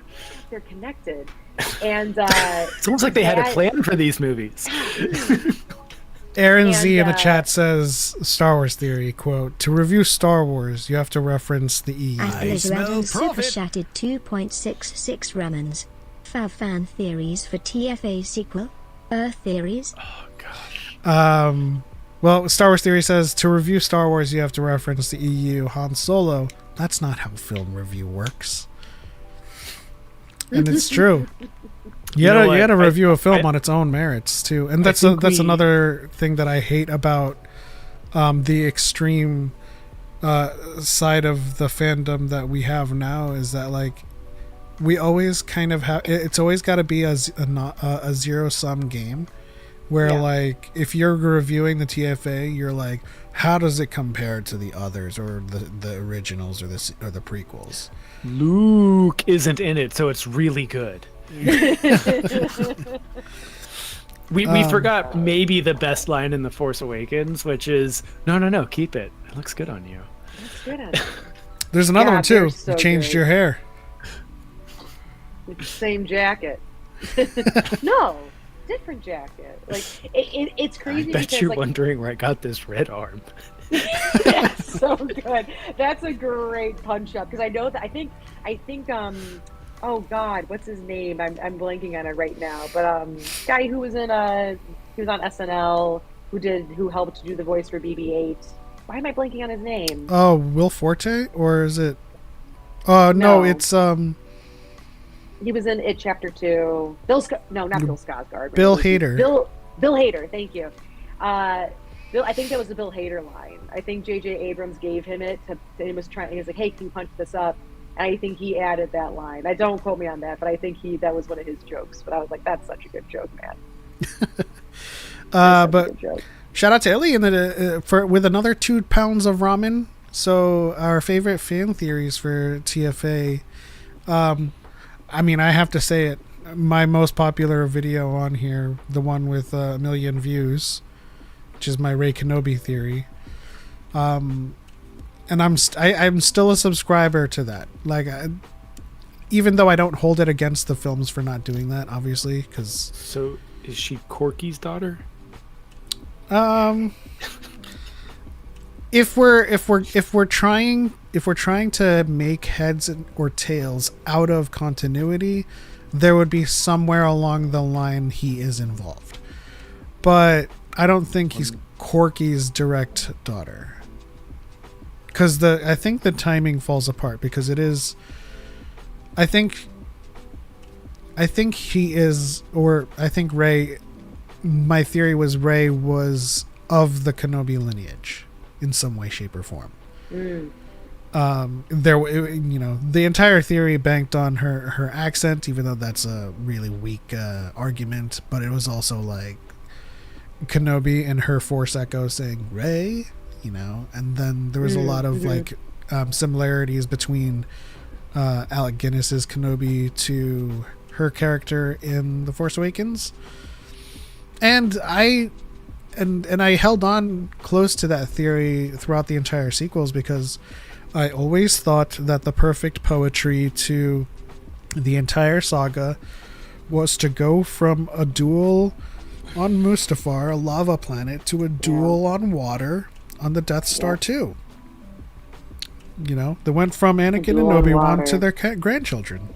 It's that I'm not a fan of the Rise of Skywalker, but that is one of the big highlights is that fight on the water. It's such a good fight. It's so like I find it so satisfying to see how like, and it's an element that I almost kind of wish we got a bit more of, especially on Kylo's end, because at least we see Rey train. But like Kylo's keeping up. Like he did go from getting his ass kicked in The Force Awakens to like fucking jumping with her and like I wish we could have gotten to see some of his training in that respect. But that is such a good fight, and the water imagery is incredible. Him emerging from the wave is just it's real iconic. Good. And you get like this heal, and it's not a coincidence that Anakin Skywalker is damaged beyond repair and turns to the dark on Mustafar, and then on this water planet, Ben Solo heals. He comes out of that darkness into the light. It's oh man, there are some really good things about the rise of Skywalker with that imagery. I agree. Sure. I do like the Rise of Skywalker a lot. My fan theory though for Force Awakens that I was convinced of, Snoke was Plagueis. Ooh, that's a good one. I was convinced because he had the right scar, like you could kind of say like, well, maybe he's immune, maybe he's a deformed immune, stuff like that. And I was like, he's Plagueis. And there's like a line that Kylo has where it's like, he's very wise, and I was like, oh, this is Plagueis. The Supreme Leader is wise. It's Plagueis. What about the worst theory that you saw? I know mine immediately is I saw some people pointing to Snoke as being a revived Mace Windu because they were bald. I was just like, this is horrible. Awful. Wow. For me personally, when it comes to like personal fan theories, I actually never really had any. Like, I've never been a big theorizer. The Force Awakens came out and I was like, great, I don't have enough information here to like make any real theories. I just want to see where we're going to go. So I actually didn't really engage with much theory stuff on my end. After The Last Jedi, I started because we had 2/3 of the puzzle, so that was kind of like easier to be like, all right, where are we going? But with The Force Awakens, I didn't do any theorizing really. Yeah, I think the only thing that we're all guessing is like who's Rey, or where's Rey from? Who are Rey's parents? And like I was thinking, I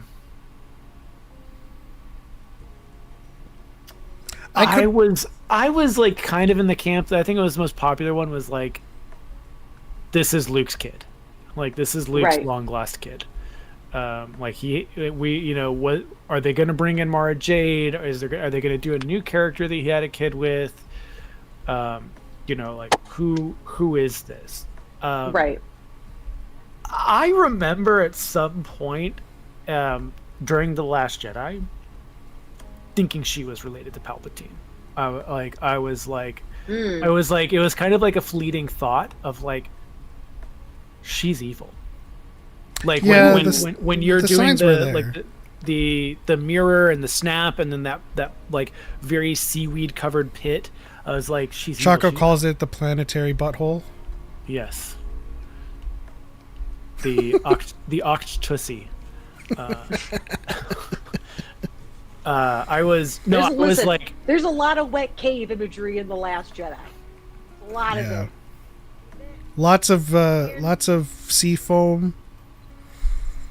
Lots of descending into like the feminine. They're like, I don't know. Ryan Johnson was on there's some squirting of fluids in The Last Jedi. Yeah, Kylo Ren's you do covered get in the water. you get the that is when he wipes his face and it's like, dude, that's a loaded imagery. Like, what the fuck, you know? Like, where are we? Anyway. Yeah. No, I was in the like the when she's going to the dark side and he was like, oh, you went immediately to the dark. I was like, there's no way she's a Palpatine. There's no way. And then she was. And I wasn't like, oh, I was right. I was like, I can't believe that I had that thought. And it like with Rey being the character she is and how she is and the story of rejecting that name and becoming so much bigger than her lineage, I really enjoy her being a Palpatine.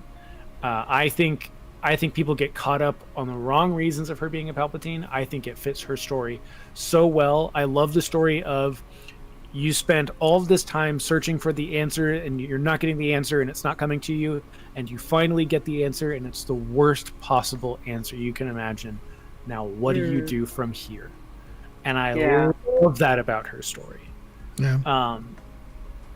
And that's a really cool perspective on that. I like that. Yeah, and we don't get that in The Force Awakens. I was like, I kind of like you. I was like, I wonder, and I was kind of like, Luke Skywalker, probably. Luke is the dad. Like that seems like that's where this is going. But yeah, I was never the one that I was like, I was convinced Snoke was Plagueis, and I thought that Rey was going to be related to Luke, and that was kind of where it ended for me. I don't remember, because I wasn't like super active in like content creation when the sequels were coming out, so I stayed clear of some whack job theories. Right. Yeah. Mace Windu as Snoke is bonkers. That's diabolical. There's a lot of people that just really wish you came back through no. Let him rest in peace. Goodness gracious. Through no lens that makes sense. About everything. God damn it, poor Mace Windu. I couldn't subscribe to the Plagueis theory, although I thought it was possible that they could go down that path.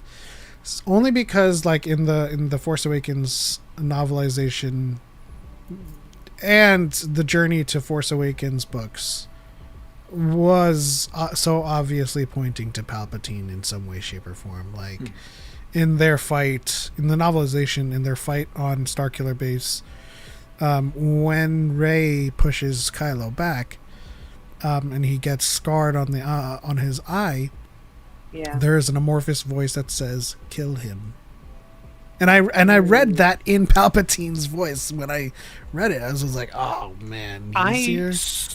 So this is one of those things that, yes, I think that Force Awakens and Last Jedi could have done more to kind of foreshadow Palpatine coming back. Absolutely. In Rise of Skywalker. But I also remember finishing The Force Awakens being like, I wonder if they're going to bring Palpatine back. Like, that was on my mind of like, I wonder if they're going to bring him back. Because like Snoke was that big hologram projection. It seemed, everything about the First Order seemed very shadowy. And I was like, it wasn't like, oh, they're going to do it. I was like, I wonder if they'll do it.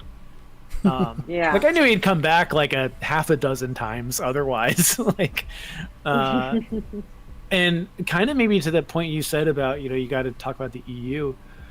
I can say that, like, back in 2014 when they said, we're not gonna focus on anything else other than the 6 movies and the Clone Wars, and I knew like there were the levels of canon and stuff like that, and I'm like, really, you're not bringing in the Old Republic, you're not bringing in Kyle Katarn, you're not gonna bring in Corran Horn or anything like that. And I do remember, because I had very strong Luke Skywalker burnout from the EU. So many poorly written books about Luke Skywalker. That's why like the Old Republic resonated with me so much. It's like, finally, it's fresh, it's new. Luke Skywalker's no longer doing backflips over stormtroopers. This is great. And when I watched The Force Awakens, I was like, I'm glad they're doing this. This makes sense. Like, I'm glad they're just doing new characters. I'm glad Chewie's not been crushed by a moon at this point. Like I remember walking on, I was like, oh, I think in every movie I was like, are they gonna give me a cameo that I'll notice? Is this gonna be my time? Do I hear General Katarn to the bridge? Something like that. Do I get a Dash Rendar reference? And we didn't, and I was okay with that because I know how messy it got. I read a lot of the stuff that got messy. I know there are bad Star Wars books out there, and that's not to say that people can't enjoy those books or the comics or the games, but I think the way they handled The Force Awakens and everything moving forward has been a net positive. And I know people will disagree with that. I know people want Jason Solo back and Mara Jade. I know, and I understand that, and I respect that. You can only have so many sons and daughters and grandkids of the Skywalkers until you just start treading old ground, and it's just another descendant of the Skywalker legacy with another unbelievably power ability. And it made itself known when you got to the second Anakin. Like, okay, yeah, like, I understand that Yuzong Vong is divisive. I have my issues with them. I think the concept of the Yuzong Vong is interesting. There were moments where when I was watching The Last Jedi of like, are they going to bring them in? Like, is this the moment where they bring them in? And I don't think I was ever disappointed, like, that it didn't happen. And like, I wasn't like elated about it, but I was like, you think about it for more than 2 seconds. You're like, yeah, this makes sense. Yeah, this makes a lot more sense. Like, keep it normal, keep it formulaic in its own way. I think they upped the bar with force powers. I think they had, Kylo Ren could touch people's minds in a very sinister way in The Force Awakens. Luke projects himself across the galaxy. And Palpatine has dubstep lightning, and it's pretty cool. I'm not gonna say dubstep lightning isn't cool. And also the dyad, and then we get like force healing, like, first time like truly on screen. I loved the force healing, and the way they handed it to Rey, and the way she handles force healing, where it's not the magic spell, I think was great. I think the dyad was incredible. I immediately, when they started doing, talking about the dyad, I was like, Bastila and Revan, there we go, we got it, we're in, baby, let's go. And like I said, dubstep lightning was fucking sick in the theater. They did a good job at like elevating it without making it like no one's dubstep lightning is like silly. So, like, it is silly, but it's fun. But this isn't like power scaling in an anime where it's like, oh, how I knew how to fly last season and now I can blow up a planet. It's like, whoa, that's way too big of a jump. I think they did a good job at elevating it without jumping the shark, so to speak. Yes, no one's creating black holes. No one is draining the force out of an entire planet. Like, you're not getting, like, no one is vaporizing people with thought. Like, that's not happening. There's no force nuke in the thought bomb. Okay, thank God. Well, that's the thing too. It wasn't entirely Palpatine either. Like, yes, Palpatine was amped from the dyad power, but Exegol is naturally a stormy atmosphere in general, right? So it's just kind of like creating extra conditions for that stormy atmosphere to proliferate. Yeah, I mean, The Force brought to you by Beats by Dre. It was awesome. Commander Tech 2697 asks, which movie would y'all say is a better first movie, Phantom Menace or The Force Awakens? Force Awakens. Force Awakens. I love The Phantom Menace. Like, Me please too. don't get me wrong. I love and adore and cherish The Phantom Menace. I'm gonna say The There's Force some Awakens. rough parts of The Phantom Menace. I'm not afraid Yeah. to say it. I don't hate Jar Jar. There are moments of Jar Jar that don't sit well. Boss Nass is not an incredible character. There's a lot of treading ground and a lot of confusing moments. Like, Yeah, a lot of nothing happening in that. a lot of nothing happened. The We always Right. say Nope. who's the antagonist in the Phantom Menace. the Trade Federation throughout the prequel trilogy, when I see people complaining about the First Order, and I'm just like, tell me what the goals of the Trade Federation and the CIS are. You can't. It's never established. I remember distinctly, like a year ago on TikTok, I stitched this guy that was like, someone explained to me the First Order. I don't understand it. And I explained it to him, and I was like, the source is the opening crawl of The Force Awakens. Like, please. I think that, yes, I think people are right that there's a lot of similar beats to Force Awakens and A New Hope. I think that's very intentional. I don't think that's by accident. I also think that is, in a way, reactionary to the reception of the prequels at the time in 2013, 2014, when they started, whenever that was. Like, yes, they wanted to go very much back to the original trilogy because people didn't like the prequels. And so it made sense to, like, start fresh but start familiar. And I think, like what you said before, Aggie, is that movie is so incredibly well paced. There is all of the downtime is reflective downtime, and that is always brought back very quickly by action sequences and lots going on. Takodana is very much a callback to the Mos Eisley Cantina. There's no getting around that. Right. And you have exposition being dumped on you right there, and you have these cool moments with Rey, and she reflects with the lightsaber, and boom, Takodana is under siege. Congratulations. Yeah. You are pacing that movie super, super well. I think it is a significantly better movie than The Phantom Menace. Do I have more nostalgia and affinity for The Phantom Menace because it was such a cool thing to go with my family to the movie theater in 1999 and begging them to take me a second and third and fourth time? Absolutely. Right.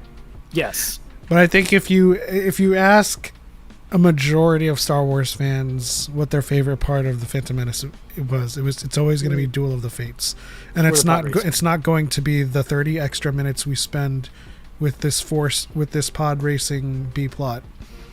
It's a good B plot. I know it's a long section. I understand that. I wouldn't have minded if it was a little bit longer. It's a necessary part of the narrative. It's a necessary story beat. We need to know what's going on with Anakin. I enjoy that. Yeah. I just don't think we needed like a full third of Fast and Furious for it to happen. I think you could have cut out some of the Qui-Gon Shmi and Anakin interactions in that movie. I think you can cut out a lot of the Return to Naboo interactions and go kind of more towards the embassy. I'm going to be 100% honest. I think it was pretty late. Like, I'm going to say like Force Awakens era rewatch everything, where I kind of figured out where the handmaidens are or are not, and when Natalie Portman is or is not on screen. It's confusing. And props to the Queen's trilogy. They really made the handmaidens so incredibly interesting. I think that is a very odd MacGuffin in the Phantom Menace that like did not need to be so elaborate, but also so underdeveloped in that movie. And then basically never touched again, except for like the opening scene of Attack of the Clones. Like you never we'd never go back to that, like, ever. They're gone in Revenge of the Sith. So I also think also Padme is basically not in Revenge of the Sith, but that's a different story. We don't need to talk about Padme and Revenge of the I Well, also I'm think pregnant now, that Anakin, so I'm not a person. Anyway, I also think not a Otogunga character. was largely a waste as well for me. What was a waste? The plot with Otogunga and Oh, like it was just their way of being like, I'm the princess, I'm the queen. Oh, you're body double. That's not actually wow. the queen. You have a body double. I now want to sign a peace treaty with you because you deceived me. Oh my god, that's so true. I mean, and that's what. Now, that's can you what we're talking guys about, be right? the cannon fodder while we take care of things at Theed? I'm just like, okay. But that's definitely the thing too with it is like when people are like, what's your favorite part of, the Phantom Menace? They'll name you those two scenes. They'll name you Duel of the Fates and pod racing. But if you ask somebody what's their favorite part of Force Awakens, I guarantee you're getting like a swath of different moments and things. And it's like, because it's got everything. It's got people who love the ships, people who love the adventure aspect, like the Rathtar scene is great, man. Oh, it's so good. good. It's so funny. It's such a good way to propel us because the Force Awakens is constantly being propelled forward. It is always being like, we get to a place, we gotta move. We get to a place, we gotta move. And the Rise of Skywalker does that also, but to far lesser effect and not nearly as well as I think the Force Awakens does it. Yes. Because they get on the Millennium Falcon is intercepted by Han Solo, and then we're there for a little bit, and then it's, oh shit, these gangs are coming to collect their money. Now the Rathtars are out, we gotta go. And then we move to the Falcon, we take off in the Falcon, we escape, and now it's, okay, here's more plot, here's more kind of ideas and ruminations, and then we keep going. It's the Rathtar sequence is so great, and everything with the Falcon on Jakku is great. Like you would get all kinds of different answers from people on what their favorite part is. Oh yeah, and everything has a purpose with what we see in the Force Awakens. Mm-hmm. Like there's so much downtime in the Phantom Menace. Like you only remember the parts that were pretty significant and crucial to the story. But every single part of the Force Awakens was in order for the plot to move forward and the story to unravel. And I can't think of any moment where we kind of lingered too long. With like aimlessly. Yeah, I agree. Not at all. I mean, we conveniently left out the original trilogy because A New Hope is. I mean, I can think of the first 30 minutes in the desert with 3PO and R2, but that's like the biggest. That's the biggest kind of like criticism that I have of that movie, but it's a small part. But. We're getting close to the end of this episode. I did post a prompt for the community, which I mentioned earlier in this episode, to try to tell us your own from a certain point of view, but with a lot less space. I gave them like a couple of paragraphs to tell a story that had to have a beginning, middle, and end. And we're going to read some of it right now. To see what we have. These are all within the timeline of The Force Awakens. So, I'm going to start with a good friend of the channel, Cubcoats' story, and it goes as follows. The day the Hosnian system died would not be the one that Ellis Scratch did. That was the promise the Corellian girl, currently fiddling with a colorful pile of serpent-like electrical wiring, had made herself, and by the Force she would keep it. At least she hoped she would. The Ember Sunrise, her little YV-560 light freighter, was doing everything in its power to make her break that promise as it drifted aimlessly through the debris field of what had once been Cardata, its systems as dead as the planet outside. Chunks of rock, metal, and whatever else hadn't been violently vaporized by whatever cataclysm had struck from the vast reaches of space made a soft pitter-patter sound against the transparisteel viewport. It was almost calming in a morbid kind of way, Ellis thought. The Corellian girl struck a combination of 2 exposed wires she hadn't tried yet, and was met with a sudden spark and the warm glow of illuminated console lights. Ellis pulled herself free of the coil of wiring and stood in the cockpit of the Ember Sunrise, watching the ship's systems blink back to life one by one. The gentle hum of the engines enveloped her like a warm, familiar hug. To Ellis' scratch of Corellia, it sounded like hope. Oh, I Very love that. interesting. Very good. For the amount that I read, I think she was like just adrift, right? And it was like that kind of like building tension of whether she would make it out. Mm-hmm. Not bad. Very Not bad. good. Chase, I think you have B Matrix's story. I do have one from B Matrix. B. Matrix. All right, forgive me if I stumble on this one. It's dark in here. A man can't see the broadside of a bantha's ass, said the man, a hint of a slur in his S's, as he stumbled into the shop. Topsider, muttered Stephen's customer as he stood from his chair. Stephen scoffed. Did you come in here to complain or get a haircut? Both, said the man, sauntering to his chair like he owned the shop, or maybe like he would fall down if he didn't sit. It was hard to tell. Stephen glanced at his colleague, who smirked and turned away, snipping away at his own client. If you hate it so much, why do you keep coming back? Said Stephen. Don't your ships have barber droids in your line of work? You think I'd let one of those mechanical sadists near my head with sharp instruments? Said the man, his breath lacing the air with cheap nog and death sticks. Droids have no understanding of pain or discretion. He slid a fistful of credits to Stephen, meeting his gaze for a long moment. Stephen gave him a slow nod. Regulation off the collar again? Or did you get a promotion? I get all the promotions, huffed the man under his breath. Not this time. The muffled chirp of a comm sounded from the man's chest, making him flinch like he heard a blaster go off. Beads of sweat sprouted across his brow. He fumbled with the barber's drape and withdrew the device, his hand shaking so hard it didn't seem like he could read it. Shit, he hissed. The man stripped the drape from his shoulders and lumbered through the door as fast as his inebriated feet could manage. Stephen turned to his colleague and shrugged with a smug grin, shuffling the credits in his palm. Lucky bastard, huffed the other barber, pulling the drape from his patron.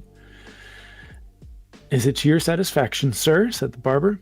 Quite, said the patron, slipping another handful of credits. The barber's jaw went slack. Thank you, Mr. He flipped his collar back into place.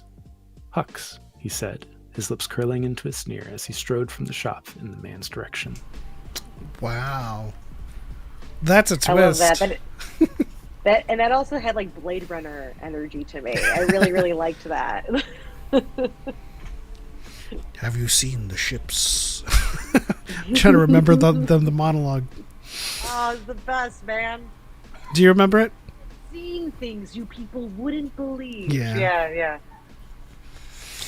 I need to re-watch Blade Runner.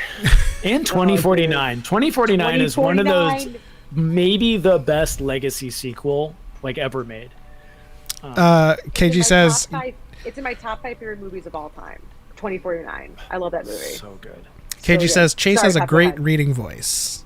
Thanks. Also, shout out to YouTube's movies and TV's free section. The original Blade Runner is free. Oh, nice. Yeah, I've been. Which version?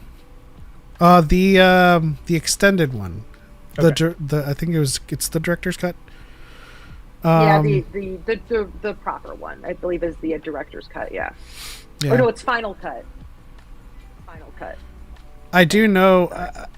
I've been in a retro film binge, and I just watched The Lost Boys as well. That's also free on YouTube Movies. I've never seen The Lost Boys.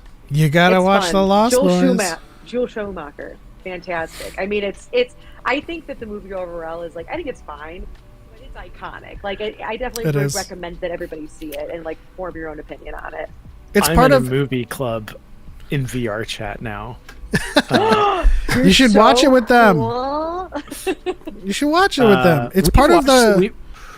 We watched not this week, but last week we watched a movie. Have you seen or heard of the movie Raw? It's a French film. Raw's awesome, dude. Oh my god! I have never like my friend who like kind of like like started this group was like is not like a big movie guy.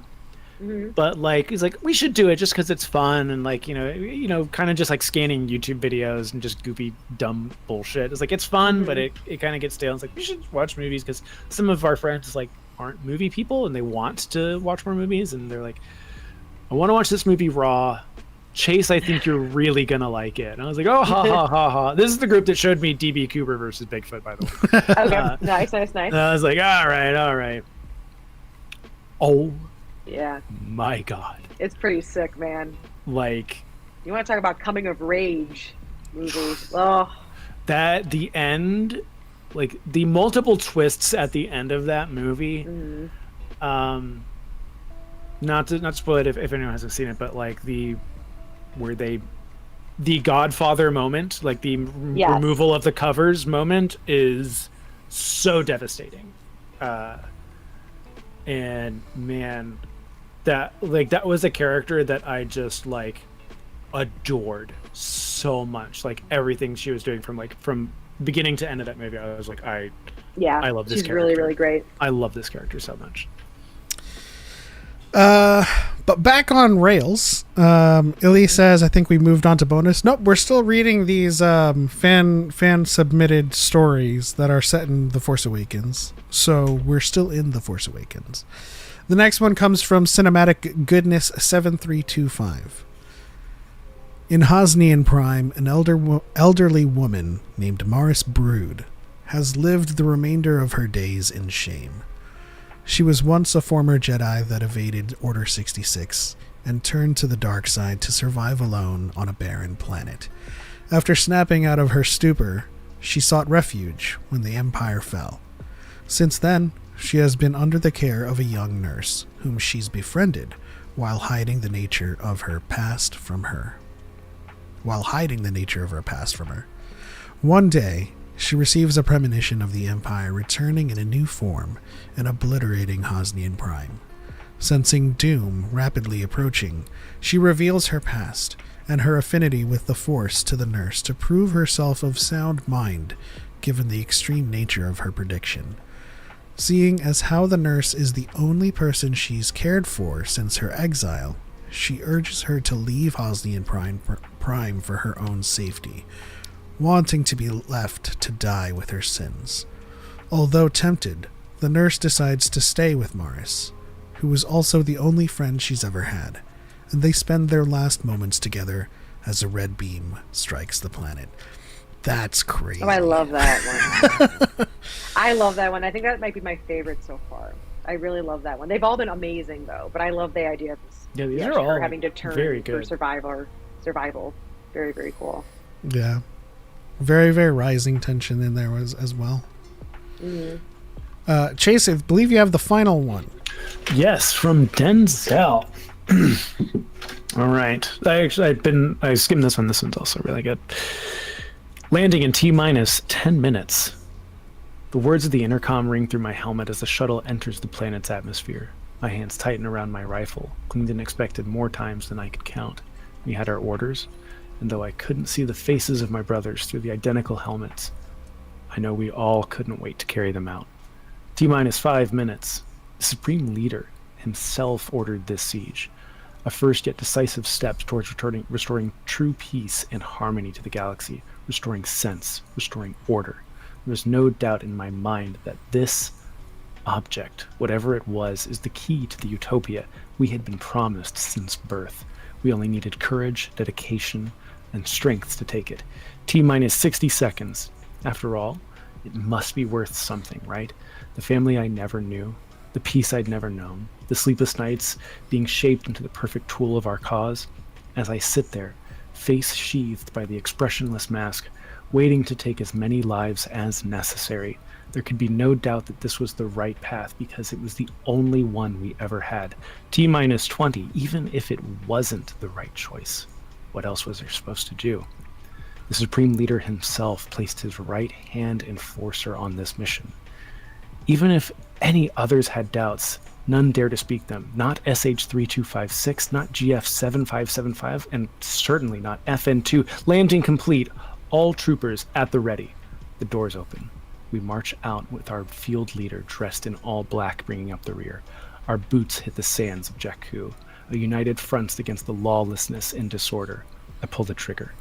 A rapid burst ends the lives of 3 insurgents, one holding a neatly wrapped blaster.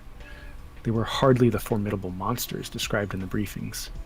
One seemed to be fleeing a woman. The weapon I thought she was carrying unfolds from the sheet and began to cry. A small price to pay for order.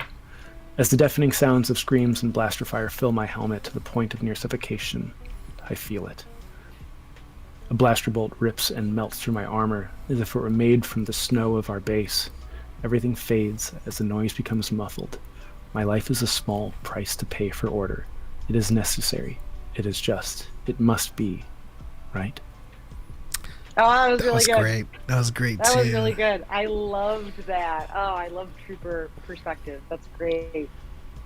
Man, oh man, oh man. The weapon that I thought she was holding unwrapped. The baby. Oh man. See, Good this is stuff.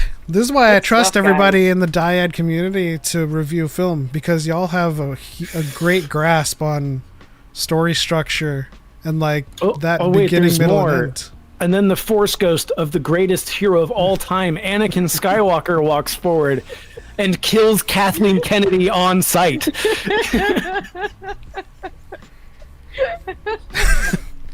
But see, Oh my god. man, I put out a prompt and y'all delivered in spades, because like if I ever provide that prompt to anyone on that side of the fence, you know which side I'm talking about, that has ever critiqued writing, they will never be able to write something, because all they do is tear down, and it takes more effort to build up. That was really great. Thank you guys so much for submitting those short stories. I love them. I don't think we're gonna do the whole competitive thing and ranking them. I think they were all fantastic. Yeah. Let me know if you guys have any suggestions for other prompts that we can do next week, so that we can read them. Shout out to Denzel Green in the chat, who wrote the last one. Appreciate you submitting it. Dude. That was really good, man. Fun idea. Illy says, fun idea. Do a community writing game on the Discord. That is a fun idea. I like that idea. And we will. I need to write more. I started trying exercises where I would write out my sessions in Star Citizen, like when I would like play with my group. That's a good idea. Yeah. Sometimes all it takes is to just write something, you know? Yep. Sometimes I like write quotes to myself that just feel like a story. I want to see if I have any in my notes. Do we want to do like final thoughts on the Force Awakens? Yeah. Because we've been going for over 2 hours. Yeah. Yeah. I do have to. But, We do have the do have to Kahoot. I might have to skedaddle before the Kahoot. That's fine. What is the? Yeah, me too. I don't know It's if like I can. Trivia thing. Oh, okay. Yeah, I might have to skedaddle before that too. All good. I'm fine alone. One of the quotes that I wrote down in my notes, that's kind of like could be unfurled into a story, is, the more you perceive time, the less of it you have to spend. I like that. All right, your final thoughts on The Force Awakens before you guys have to skedaddle. I have a list. Can I? Yeah, go for it. No, these are just like, so my final thought. Yeah, final. But so there were just a couple of things we didn't get to that I just wanted to mention. I love Kylo's cowl. I love that cowl. I love how it wraps around and how it's designed and how it lays. I think it's really dynamic and interesting looking. I wish he kind of kept that. The hood is really good, and I kind of wish we kept that, but we kind of got rid of it later. Oh, I'm mad. There was the scene where Kylo goes into the Millennium Falcon that they cut. Wish they didn't cut that. It was a really cool scene, and him walking into the cockpit and it basically mirroring Han going back on the Falcon for the first time and walking into the cockpit, but it's like this darker version. Really cool stuff. I'm sad that they cut that. Every time Hux went in to talk to Snoke, or they were talking to Snoke, I just kept looking at my husband and going like, Daddy, do you love me more, Daddy? Am I better than him, Daddy? Daddy, like when he like is General. Like, General. That's like a line that lives in my head. That's a delivery. Snoke's delivery of General lives in my head, and then the guy going, "Tell that's a conja club." Like that, like lives in my head. Like Tell that's a conja so club. But like the subsequent reading from Snoke, as if like his puppy had done something really, really profound and successful. He's like, go oversee preparations. I was like, wow. It's like, oh yes, Daddy. Do you love me, Daddy? So funny. Then the last thing I wanted. When Kylo and Rey meet in the woods and he like picks her up and brings her on the ship, so great. No notes on that. So cool. And then the last thing I wanted to say was Oscar Isaac is the hottest man who ever lived, because he is. He is so beautiful that it's like distracting to me. I'm just like, you are so handsome. Oh my God, he's so gorgeous. Debatable. There's something about Oscar Isaac when he's dirty in a movie and his eyes are so bright. They're like car headlights. Because he gets covered in dirt and grime in a lot of these movies, and it's just like, shine. Yeah, he's just like glowing. I'm like, oh my God, you're so handsome. So that's my list. Those are just little things that we didn't. Why would we talk about how hot Oscar Isaac is? I just wanted to make sure I mentioned it, I guess. But my final thoughts being like, I love this movie, man, and I'm really glad that you invited me on to do this, because I hadn't watched it in years, and yet I threw it on, and I was like, almost every other line I was mouthing with it, because I was like, I remember this. I love this movie so much. It's one of my personal favorites, and I should say that like in terms of like what's the best Star Wars movie, like I have my list of the best Star Wars movies, and I have my list of my favorite Star Wars movies. Those are two like very different things to me. And I think that while in terms of the best Star Wars movies, I still would probably put this one pretty high-ish, like, maybe somewhere in that first third, high second, third section. I do think it's a really good movie, but also it's just a personal favorite of mine. I really love this one.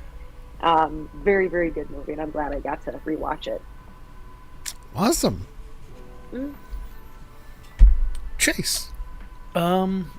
Yeah, I will say this, like when, doing like rankings and stuff with Star Wars, we all do our own personal rankings of, what do we, what's our favorites. There was a point in time when I was putting Rise of Skywalker, because I do love the Rise of Skywalker, like a little bit above The Force Awakens. Because I think that as I was rewatching those movies, I think I was enjoying a little bit of my time with the Rise of Skywalker. I will be the first to tell you that I think The Rise of Skywalker is a very flawed film, but I still love it. I think it has a lot of Star Wars heart in it. But when I actually think about The Force Awakens is the movie I have seen the most in the theaters. Like, this was a movie that I could not stop going to see. And every time I watch it, same like what you said, is like it's the lines of dialogue are cooked into my brain. Like, yeah, there's something about this movie, and I think some of it is definitely nostalgia goggles of that very much Star Wars is back hype that still resonates with me. But when I watch it, and when I would like rewatch it for like trivia games and stuff like that, I always enjoyed this movie, and I enjoy all the Star Wars movies. But I think that this movie does such a good job of encapsulating the heart of Star Wars. I think it's fun when it needs to be fun. I think it's funny when it needs to be funny, and I think it's serious when it needs to be serious. And I think it hits all of those notes really, really well. As much as I love The Last Jedi, and it is definitely one of my favorite Star Wars movies, I think there are moments in that movie that do fall a little flat, especially with the tone of that movie. Whereas I don't think The Force Awakens ever leaves its tone. Not for a single moment does it leave the tone. This is an adventure. This is about learning about these new characters, and these new characters learning about themselves. And this is very much a movie about letting go of certain things and moving on. Mm-hmm. And I genuinely love this movie. I think, when I like what you said about the best Star Wars movie versus my favorite Star Wars movie, the best one's Rogue One. I will never be convinced otherwise that Rogue One is not the best Star Wars movie ever made. Followed by Empire Strikes Back. And then I think it would be a really hard fight between A New Hope and Last Jedi and Force Awakens as the best movies, movies that are well done, well put together, well acted, well shot, have engaging stories. That's going to be an OnlyFans charge, sir. Okay. How much? But no, this is... That was Aggie's voice. Said, yeah, like I said, this was walking out of the theater. You're just this was a good movie. This was not walking out of the theater to watch Attack of the Clones. I'm stoked because I'm a Star Wars fan, and I'm stoked that I saw 1,000 lightsabers on screen all at once. I'm stoked because the seismic charge happened. I'm stoked because Jango Fett is super cool, and those creatures were awesome. And Revenge of the Sith was I got to see Darth Vader. Oh, he became Darth Vader. We got the cool breath, and then he screwed it up by saying no really loud. This was the first time watching a new Star Wars movie out of the theater where I was that was a really good movie. Genuinely a really good movie. It's my niece's first Star Wars movie, and they love it. They want to watch it all the time. That's their movie, that's their favorite. This is, and I've seen it. I've seen it go a bunch of different ways. I think that's what's so interesting about Star Wars is you introduce someone to Star Wars, and they may react to some movies way differently than you think they would react to others. I've seen people that watch, I'm watching Star Wars for the first time, and they don't like the prequels, but they like the originals, and they don't like Force Awakens or Last Jedi, but they loved Rise of Skywalker. And then I've seen it go the other way. I would never hesitate to start someone, especially a young person, on The Force Awakens. Yeah, me too. This is a movie that requires no caveats. Mm-hmm. You don't need to say, okay, this movie was made in 1977. Ignore some of the weird special effects that they added in later. Those were put in a special edition. Or, okay, so Hayden Christensen is a nice guy. Jake Lloyd is a very sweet boy, and he was bullied so horribly. Darth Vader says yippee a couple times. You don't have to preface The Force Awakens with anything. You can just say, hey, let's watch a really cool science fiction movie. Yeah. All of the callbacks are just that. If you know, and that's it. It's not. I think I can see that being background noise to a kid watching this for the first time. Yeah. It doesn't they're oh, who's Luke Skywalker? Oh, he's a really important warrior from the past. Oh, okay. They understand that just from the context of the film happening. Yeah. And I think that the only other movie that I would say, maybe Rogue One falls in this, but Empire Strikes Back, I do think is a movie that comes with no caveats of Interesting. It is. It kind of does. The beginning is very standalone. Yeah, I firmly believe that The Empire Strikes Back is just a good movie. Like, it's not just a good Like, I love Return of the Jedi because it's a Star Wars movie. That movie's not good. It's my favorite, and it's not good. It's not a good it's movie. My favorite. But it's I love that for you. It falls pretty. I am an OT diehard, and Return of the Jedi falls pretty low in my favorites list. I have no problem saying that, like, that's so valid. It's the fine. battle above Endor is one of the greatest things I've ever seen. Yep. And the moments with Luke, Vader, and Palpatine, or the Emperor. Let's be correct. The Emperor. Oh my God! I will watch a cut by cut where nothing else is happening but the Death Star scenes, and be like, this is unbelievable. This is some of the greatest pieces of Star Wars. Is like you almost want to cry and say, like, I am a Jedi, like my father before me. Motherfucker, that's right. You are. The rest of that movie's not very good. And it's the worst of the special editions by a long shot. Yeah, it is. What's funny is give the Sarlacc a beak. Are you crazy?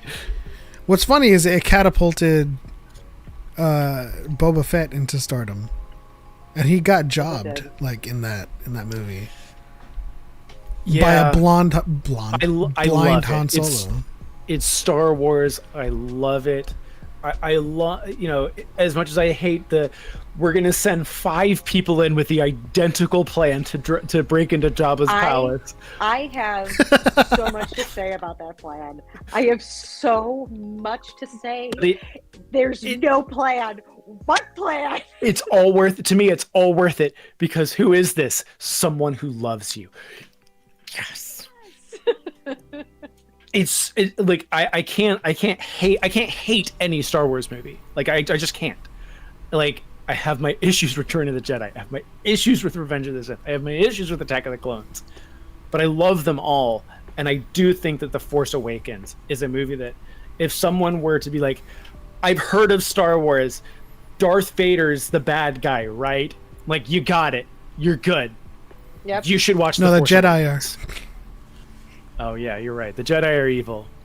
From my point of view, the Jedi are evil. But from my point of view, the Jedi are evil. Thanks, Hayden. You can go Thank back you, to your Hayden. trailer. We don't need to do another take. Man. You're good. Solid, dude. I love Hayden Christensen. I genuinely do. I was bawling seeing him back in Kenobi. Like with the never, for some strange, really weird reason, never cosplayed Attack of the Clones Annie. I would die. The spray tan he'd have to get. He is so tan in Attack of the Clones. It's so distracting. He's like got this horrible. I love. There's a part of me that in the Kenobi show when he shows up as Attack of the Clones Annie, and he got the little crow's feet because he's getting old. Oh yeah. And I'm like, I'm so glad they like didn't DH him for this. Like this is fan service to the max. And I'm all for it. 45-year-old man, but you know what? Sure, he's 15. Why you know not? what? Like, you know what they all. say. I'm a fan, and I love to be serviced. What's even funnier about the dynamics of how old he is that he's also like around the same age as Rosario, but like the gap, the delta between Anakin and Ahsoka is way bigger. Do you know what I want? You know what I really want? But remember, he's been dead for a while, so he visits her like. True. I don't know. Yeah. Sorry, Chase. Go ahead. Look at you with your in-universe explanations. Yeah. What I want so badly, as someone who's not the biggest Clone Wars fan, I want a world between worlds, like Star Trek holodeck situation where Ahsoka and Anakin. Like the only way I can put it is like they're just sitting in the Attack of the Clones field where Padme and Anakin are, and they just get to have a conversation without the light side, dark side stuff. Like I'm testing you, what you learned. Don't forget, I turned to the dark side. I just want them I want them to have the moment that Luke and Ahsoka had at the temple. I just want them to have that, and I hope that like Ahsoka season 2 or some other Star Wars project where, even if it were Hayden Christensen, if it's Hayden Christensen and Rosario Dawson, or if they bring back Ashley to do it, like I'm fine with whoever it is. Like I just want them to have like a closure scene. Right. I agree. It's like we use the world between worlds. This isn't about the galaxy. This isn't about the future of the Jedi. This is about us. This is about me and you. And we just want to talk. Mm-hmm. And apologies are in order. But just having a conversation. I think that's what I would love more than anything. I think after all is said and done with like the Ahsoka series and what she goes through, she has her like Thanos rubbing like the flowers in the field, walking towards a cabin moment, and like instead of being alone, like Anakin's just waiting there. He's like, "Hey, so put that how was sweet life?" woman to rest." Good God, Yeah, I agree. Lord, Dave, stop torturing this poor child. this poor woman. She's an adult now. She's an adult, but good God, you put her in a tube top for 5 years. Dude, it can't happen or whatever because I'm sure it's just not feasible because Padme wasn't like a Jedi or whatever. But like I would sell my soul to the devil to get Anakin and Padme reconciling like in the fucking world between worlds, like him talking to her. Anything's possible.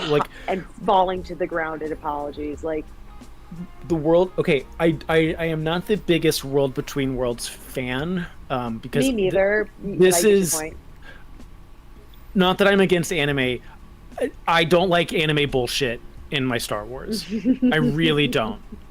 I don't like the Mortis gods. I don't like the world between worlds. But the world between worlds is your fan service portal. It is. This is like you may not be able to bring Padme into the Force or whatever, but you can have Anakin walk through that portal. Yeah. And have a conversation with Padme. Oh my God. I think you can do it on Musto. I think you can do it on the asteroid hospital they go, the secret asteroid baby delivery room, where he can freeze time, and he can lean over that bed, and she can get up miraculously because it's all in her head, and they can have that moment together. Yeah. I mean, you could so also that that she goes at peace. Mm-hmm. You can justify it in universe even without Force sensitivity, because regardless of your connection to the Force, everyone transforms into it. And if there's any measure of power that Anakin has, it would be able to access imprints of memories of people who have transformed into the Force, and just imagining him like kind of recorporealizing her. She's like, "Where the hell am I?" He's like, "I need to talk to you." Sorry. I think you can have that moment that Obi-Wan has with Leia on Alderaan at the end of the show. I think you can have Anakin telling Padme, "You are delivering the two most amazing people that will ever be in the galaxy." You know. Oh, Chase, don't say that. I'll start to cry. With that said, we've come to the part of this episode where we are celebrating The Force Awakens 10th anniversary by testing how well do you know the movie. We do have a Kahoot prepared that's all entirely trivia questions of The Force Awakens. And so, because you guys have to skedaddle, do you guys have any? It is getting late. Final words. I technically have work to catch up on. Yeah, go ahead. Final words. Any parting thoughts? If you want to plug anything where people can find you, go ahead. The sequel renaissance. The sequel renaissance, I think, is starting to bloom. I don't think it's here yet. I think we are in bloom. I think that people with the 10th anniversary of Force Awakens are going back to that movie, even if they had reservations of, it's just a New Hope recycled. I think they're rewatching it and hopefully remembering that it is a genuinely good movie. And I know that it's happening for some people, and I hope it continues, that they take that energy of rewatching Force Awakens and enjoying it and carrying that over to The Last Jedi and carrying it over to The Rise of Skywalker, as well as, all of the Hi, shows Kat. that have come out. Hi, Lilybug. Hi, cat sighting. Cat. And it'll be great because I think the kids today deserve to have a peaceful 9 saga series that they can enjoy on their own, where they can sit with the Phantom Menace all the way to The Rise of Skywalker and enjoy it in their own capacity. I think that's so important for kids, like the kids that were born like post Last Jedi, post Rise of Skywalker. I'm not talking about the people who were like, oh, I was 13 when I saw The Force Awakens. I'm not talking about y'all. I'm talking about the people who were born after The Last Jedi. They deserve to enjoy these movies on their own. In the same way that a lot of the kids who were born after Attack of the Clones are loving the prequels, rightfully so, they're loving the prequels. Give these new kids their chance with these incredible stories. So we're starting to see it happen. There's been little hints here and there, but I think with the 10th anniversary, I think it's really starting to show. Very well said. For me, I'll say, Chase is totally right. I mean, on the topic of that, like I said, I hadn't seen this movie in years. And I always loved it. But I was like, man, I haven't watched, I had to blow the dust off my Blu-ray. I was like, oh, right, I have this on Blu-ray.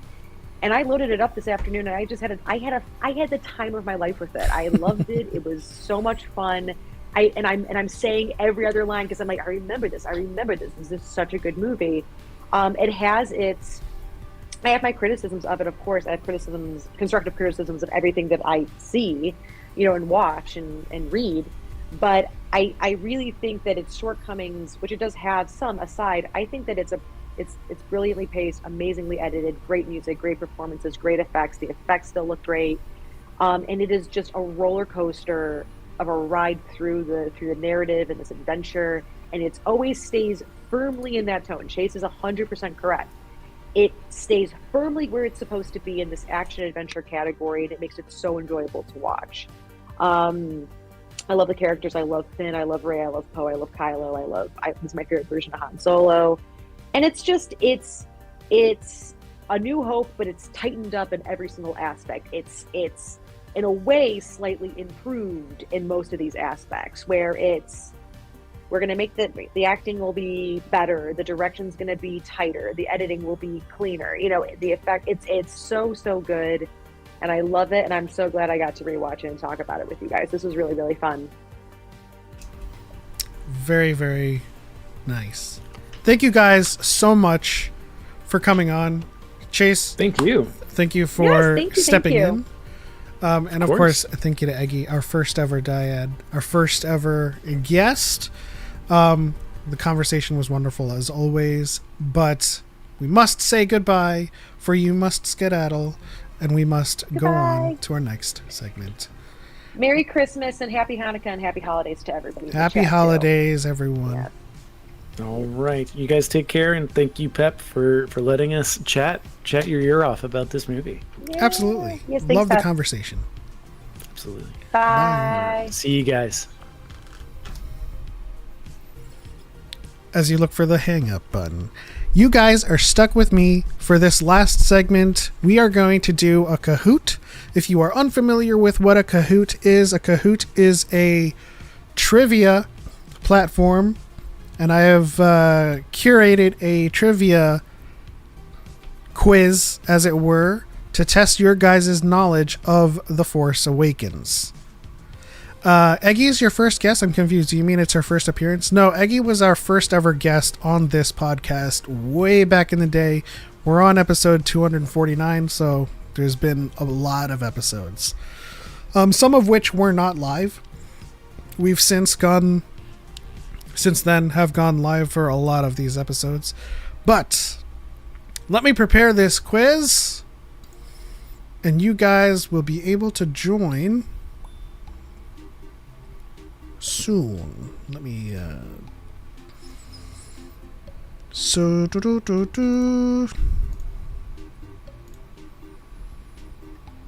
we must randomize order of the questions, order of answers.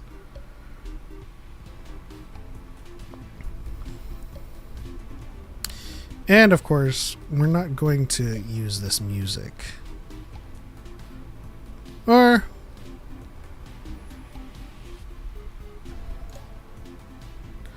all right. Let us switch over.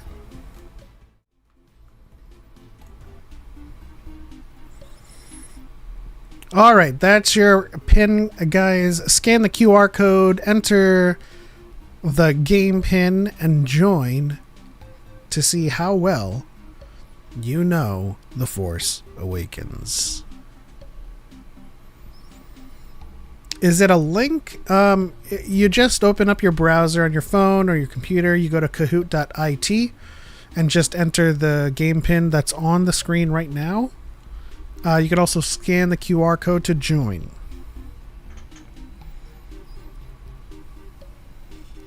So while we wait for the participants, I do want to give an extra thank you to Chase and Eggy for coming on and talking about The Force Awakens. I want to thank everyone in the chat as well. Let me catch up really quickly with the chat. I want to shout out the Spider Guy for being a member of the DYAD squad, a squadron leader for 11 months. Let's go. Let's see. Gage says, A New Hope is way worse for special edition stuff, in my opinion.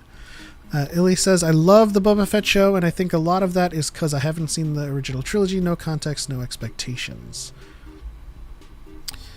The Spider Guy says, a world between worlds can possibly cause problems, but it's a good way to bridge gaps and bring closure to things as long as they don't go too far with things. Yeah, I mean, that's essentially... We have Proud Elephant, Enigmatic Gecko, Zippy Echidna, and Resilient Koala. I'll give it a few more. We'll see if anybody else joins. Also, if you have made it this far into the episode, don't forget to like the stream. We have a good number of contestants already. We have Agile Puffin, Yellow Heron.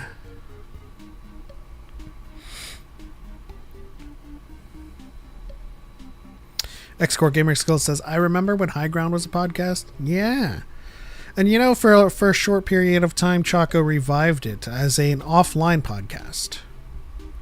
So we'll see if it comes back. You know, I don't think it has been taken offline for good. You know, I think there's a time and place for everything, and Choco's time and place right now is The Office. Not the show, but an actual office.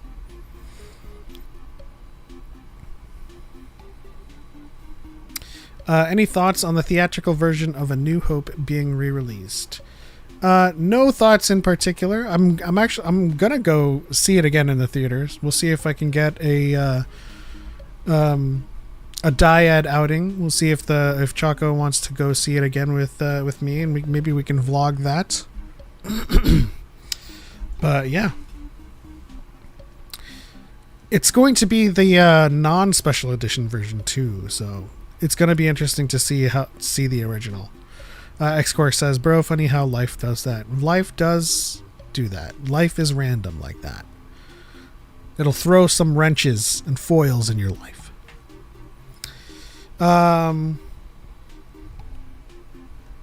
We have 6 contestants. Is that all we're getting? Are we just getting the 6 contestants?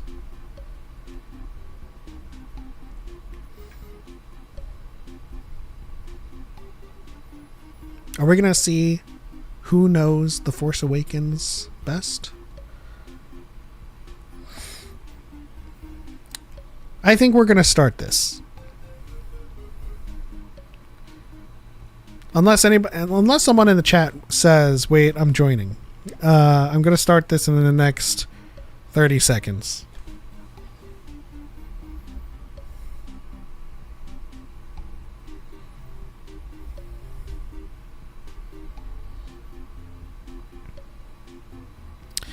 I know that the theatrical version of the original trilogy will also get a 4K Blu-ray next year as well. Very, very nice. Okay, let's start this cahoots. Good luck, everyone. You will be getting the questions on your devices, but for everyone watching and listening to the podcast, I will be reading the questions out loud. Feel free to ignore me. Just answer the questions on your device. Let's start. I didn't think it was going to be full screen.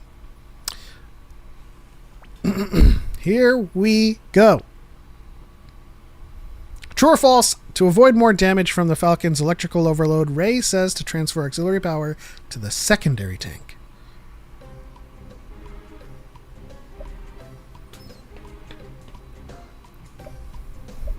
Is this true or false? This is true. Try transferring auxiliary power to the secondary tank. Yeah, I got it. Says Han Solo.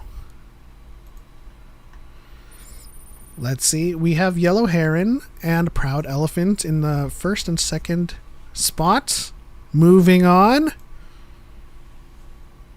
What is Han and Chewie hauling in their cargo?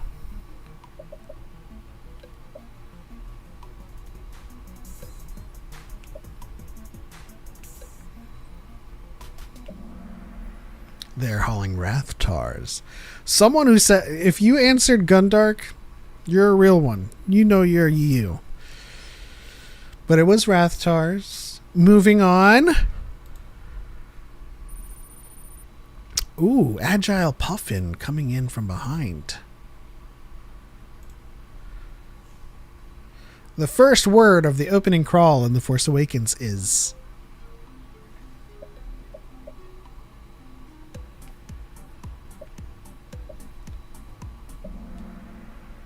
Luke Skywalker has vanished, is the answer. Enigmatic Gecko has the highest answer streak of 3. They're catching up. Very nice, very nice. Moving on. True or false? Uncarplut offers Rey 60 portions for BB-8.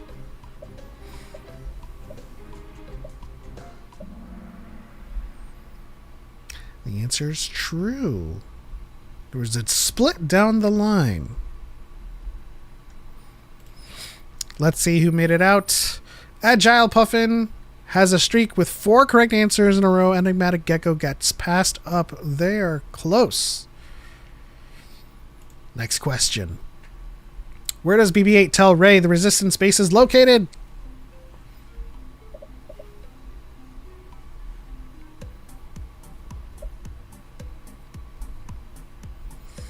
Nemo says I will have to join for the TVA version of this. The answer is the Ilenium system.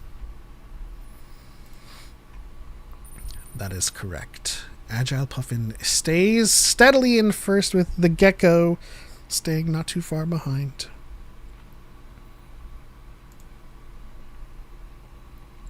How much does Uncarplut offer for Rey's first scrap?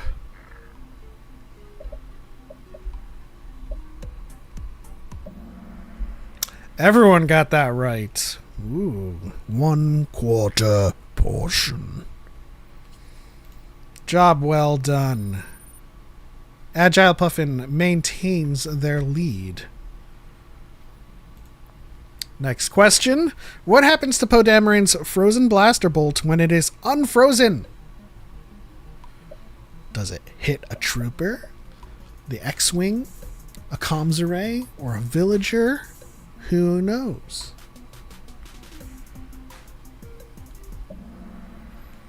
It hits a comms array. Or an antenna. I could have said antenna. Someone said a first order trooper, an X-Wing. Those are valid answers. But not what happened. I mean, TLJ, I don't know how I typed that. I don't know either, man. Oh, Echidna's coming up there.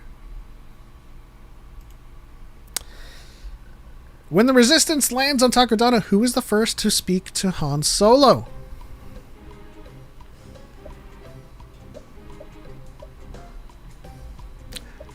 Your eyes can betray you. Don't trust them. The answer is C-3PO. Comes in, cuts Leia off. Han Solo!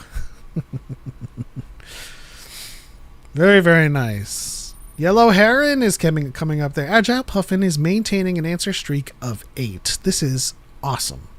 Not the tricky photo. Listen, that's why I said, your eyes can deceive you. Don't trust them.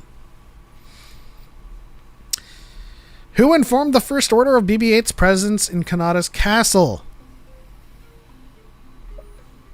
This is a tough one.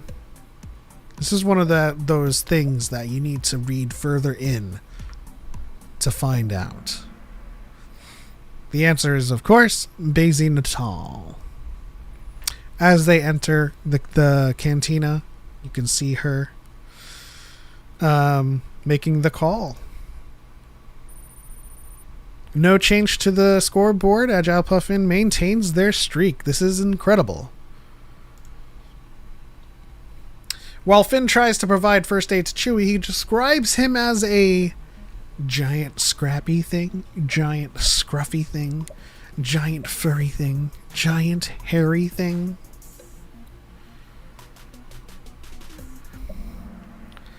Describes him as a giant hairy thing. Very nice. Oh, Proud Elephant has entered, I suppose, the podium, as it were. Agile Puffin with the 10 streak.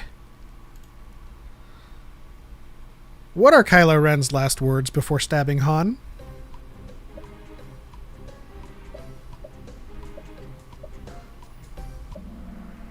Ooh! Trick question. Will you help me? Is the answer. That didn't get Agile Puffin, though. We got some changes in the board, though. Resilient Koala's back. Next question. Where does Rey say she will drop BB-8 and Finn off on their way to the Resistance base?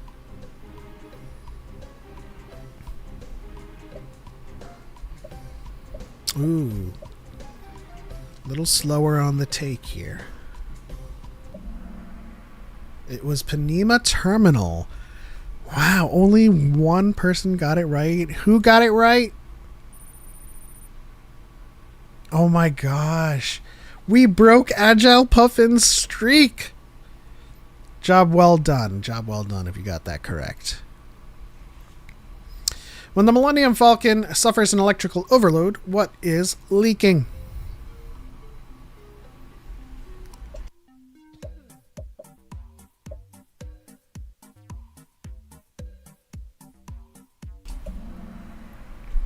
Ooh. It was the coolant. It was the coolant. Very nice. 3 people got it right. Agile Puffin is back on the correct side of the trivia quiz. How did Han, Chewie, and Finn enter Starkiller Base?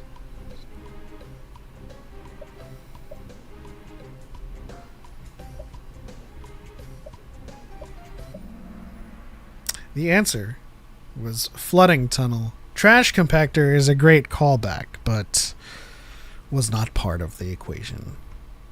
No one got that right. That's crazy. That's crazy. Agile Puffin remains on the top, though. Moving on. We got 5 questions left. Who tries to capture BB-8 before being stopped by Rey?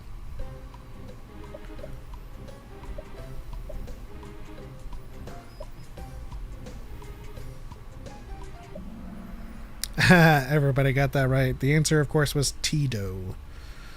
Named after the species Tito. I don't know if Agile Puffin can be stopped. Who is Agile Puffin? I think they said it, right? No. Okay. Next question. How much did Han borrow from Balatik and Conja Club?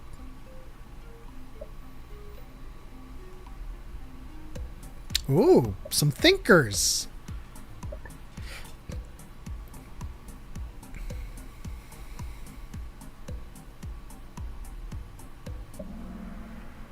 The answer was 50,000 credits. Nice. I think Agile is going to take it unless Yellow Heron and Enigmatic can pull off a mean streak. This puzzle, in order. What tools does Rey ask for when fixing the Millennium Falcon's damaged motivator? Put it in order.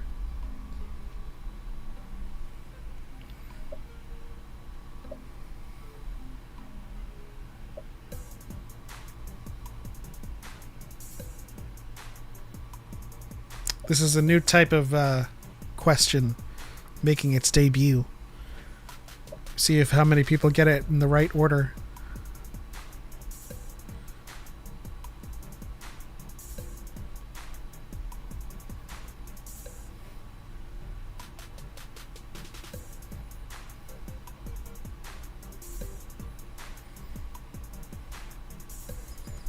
Nemo, why didn't you join?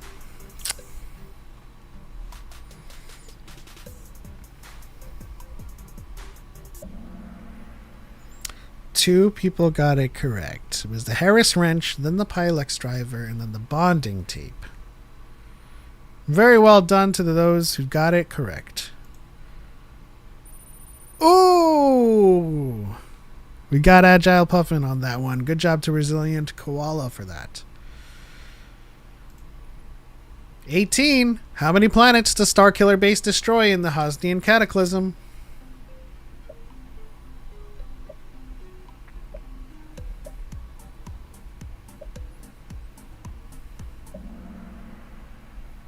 The answer was 5. 1 planet in the first frame, 4 planets in the next frame. Everyone got that right, I believe. Very good. Question 19 coming up. What kind of drive is in BB-8?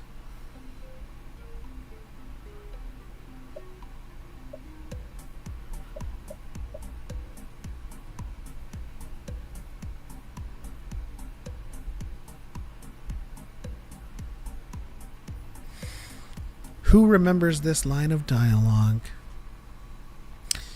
Tell me about the droid. It's a BB unit with a selenium drive and a something-something Vindicator. I don't remember the whole thing. The answer was selenium. Ooh, that got Agile Puffin.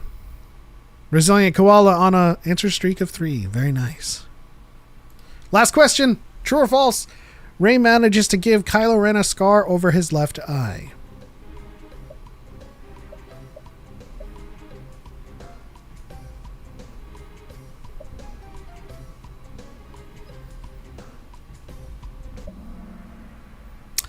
That was, of course, false. It was over his right eye. Woo! All right, let's check out the podium. In third place, we have an Enigmatic Gecko with 13,210. Yellow Heron in second with 13,234. And in first place, of course, is Agile Puffin with 14,569 points. Runners up, Zippy and Resilient. Very, very good job, guys. Now, come out in the chat. Who was everybody? How well did you do? And was this fun? Would you like to see this again?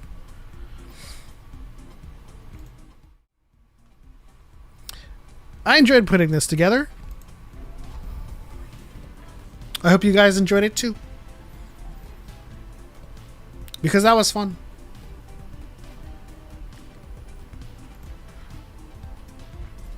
Agile Puffin, that was a Cinematic Goodness 7325. Congratulations, that was a great run. We got you a couple of times and we killed your streaks, but you held on to that first spot. Illy says, wow, I suck. I haven't watched it since I was ickle. I don't know what that means, but it's okay. It's not... That's not... Your knowledge is not nothing to scoff at. We're not here to gatekeep. You were the elephant. Right on. But listen, some of those questions were tough. You had to have been paying attention, like, tremendously when watching the movie. And it depends on whether or not you've watched it recently for the 10th anniversary. So, it's just a fun little game. I think if you guys enjoyed that, let us know. We might start doing some cahoots. Maybe next time we'll do The Last Jedi. We'll see. But ickle means little, small, tiny, young. Oh, okay. We learned something today. I'm a spooky kid who says, you're so close to getting me ugly through my Friday. Huh?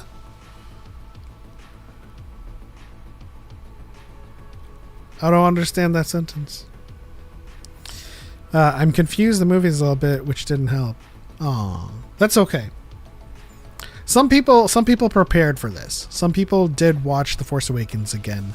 I sprang this on everybody, but I will take to the community tab in our Discord and let everyone know when a new Kahoot is coming your way so that you guys can brush up on your movie knowledge and sometimes maybe even your TV show knowledge. I did not type ugly, so I don't know why the F that's there. I don't know, man. I can't explain it either. Xcore says, I haven't watched TFA since it came out. I'm sorry. Ewok Adventures Kahoot next. We'll have to think about it. We have some suggestions for a KOTOR one, a Last Jedi one. We'll see about that Ewok Adventures. But I think in sequel fashion, we may have to do a Last Jedi one next. But we'll make sure you guys know in the community tab and in the Discord when a new Kahoot is coming your way so that you guys can do your preparation. But that'll do it for this episode of DYAD in the Forest. Guys, thank you guys so much for sticking around, for rocking with me, rocking with us. Hopefully Darth Choco is back next week. If we have a next week, it should be after Christmas, so it should be good. Thank you guys for hanging out and sticking around. Don't forget to give this stream a like. It really helps the channel out a lot. And if you're not subbed, subscribe, so that you don't miss any of these streams. You don't miss any of our videos. Thank you to Gage, Aaron, Xcore, Illy, Nemo. I'm a Spooky Kitty, Spider Guy, Xcore Gamers, KG. Everyone else on the TikTok side, especially Darth Angel, if you're still liking the stream. This is odd, closing this out alone. But alas, things must happen, and the show must go on. It helps even if the stream is over. I suppose so. But congratulations to Cinematic Goodness, and thanks guys for submitting your stories to the community prompt as well. We'll be doing more of that stuff so that we can read your stories live on the show as well. But that'll do it for this one. On to the next one. And we'll see you guys next time for Light and Life. May the Force be with you, always.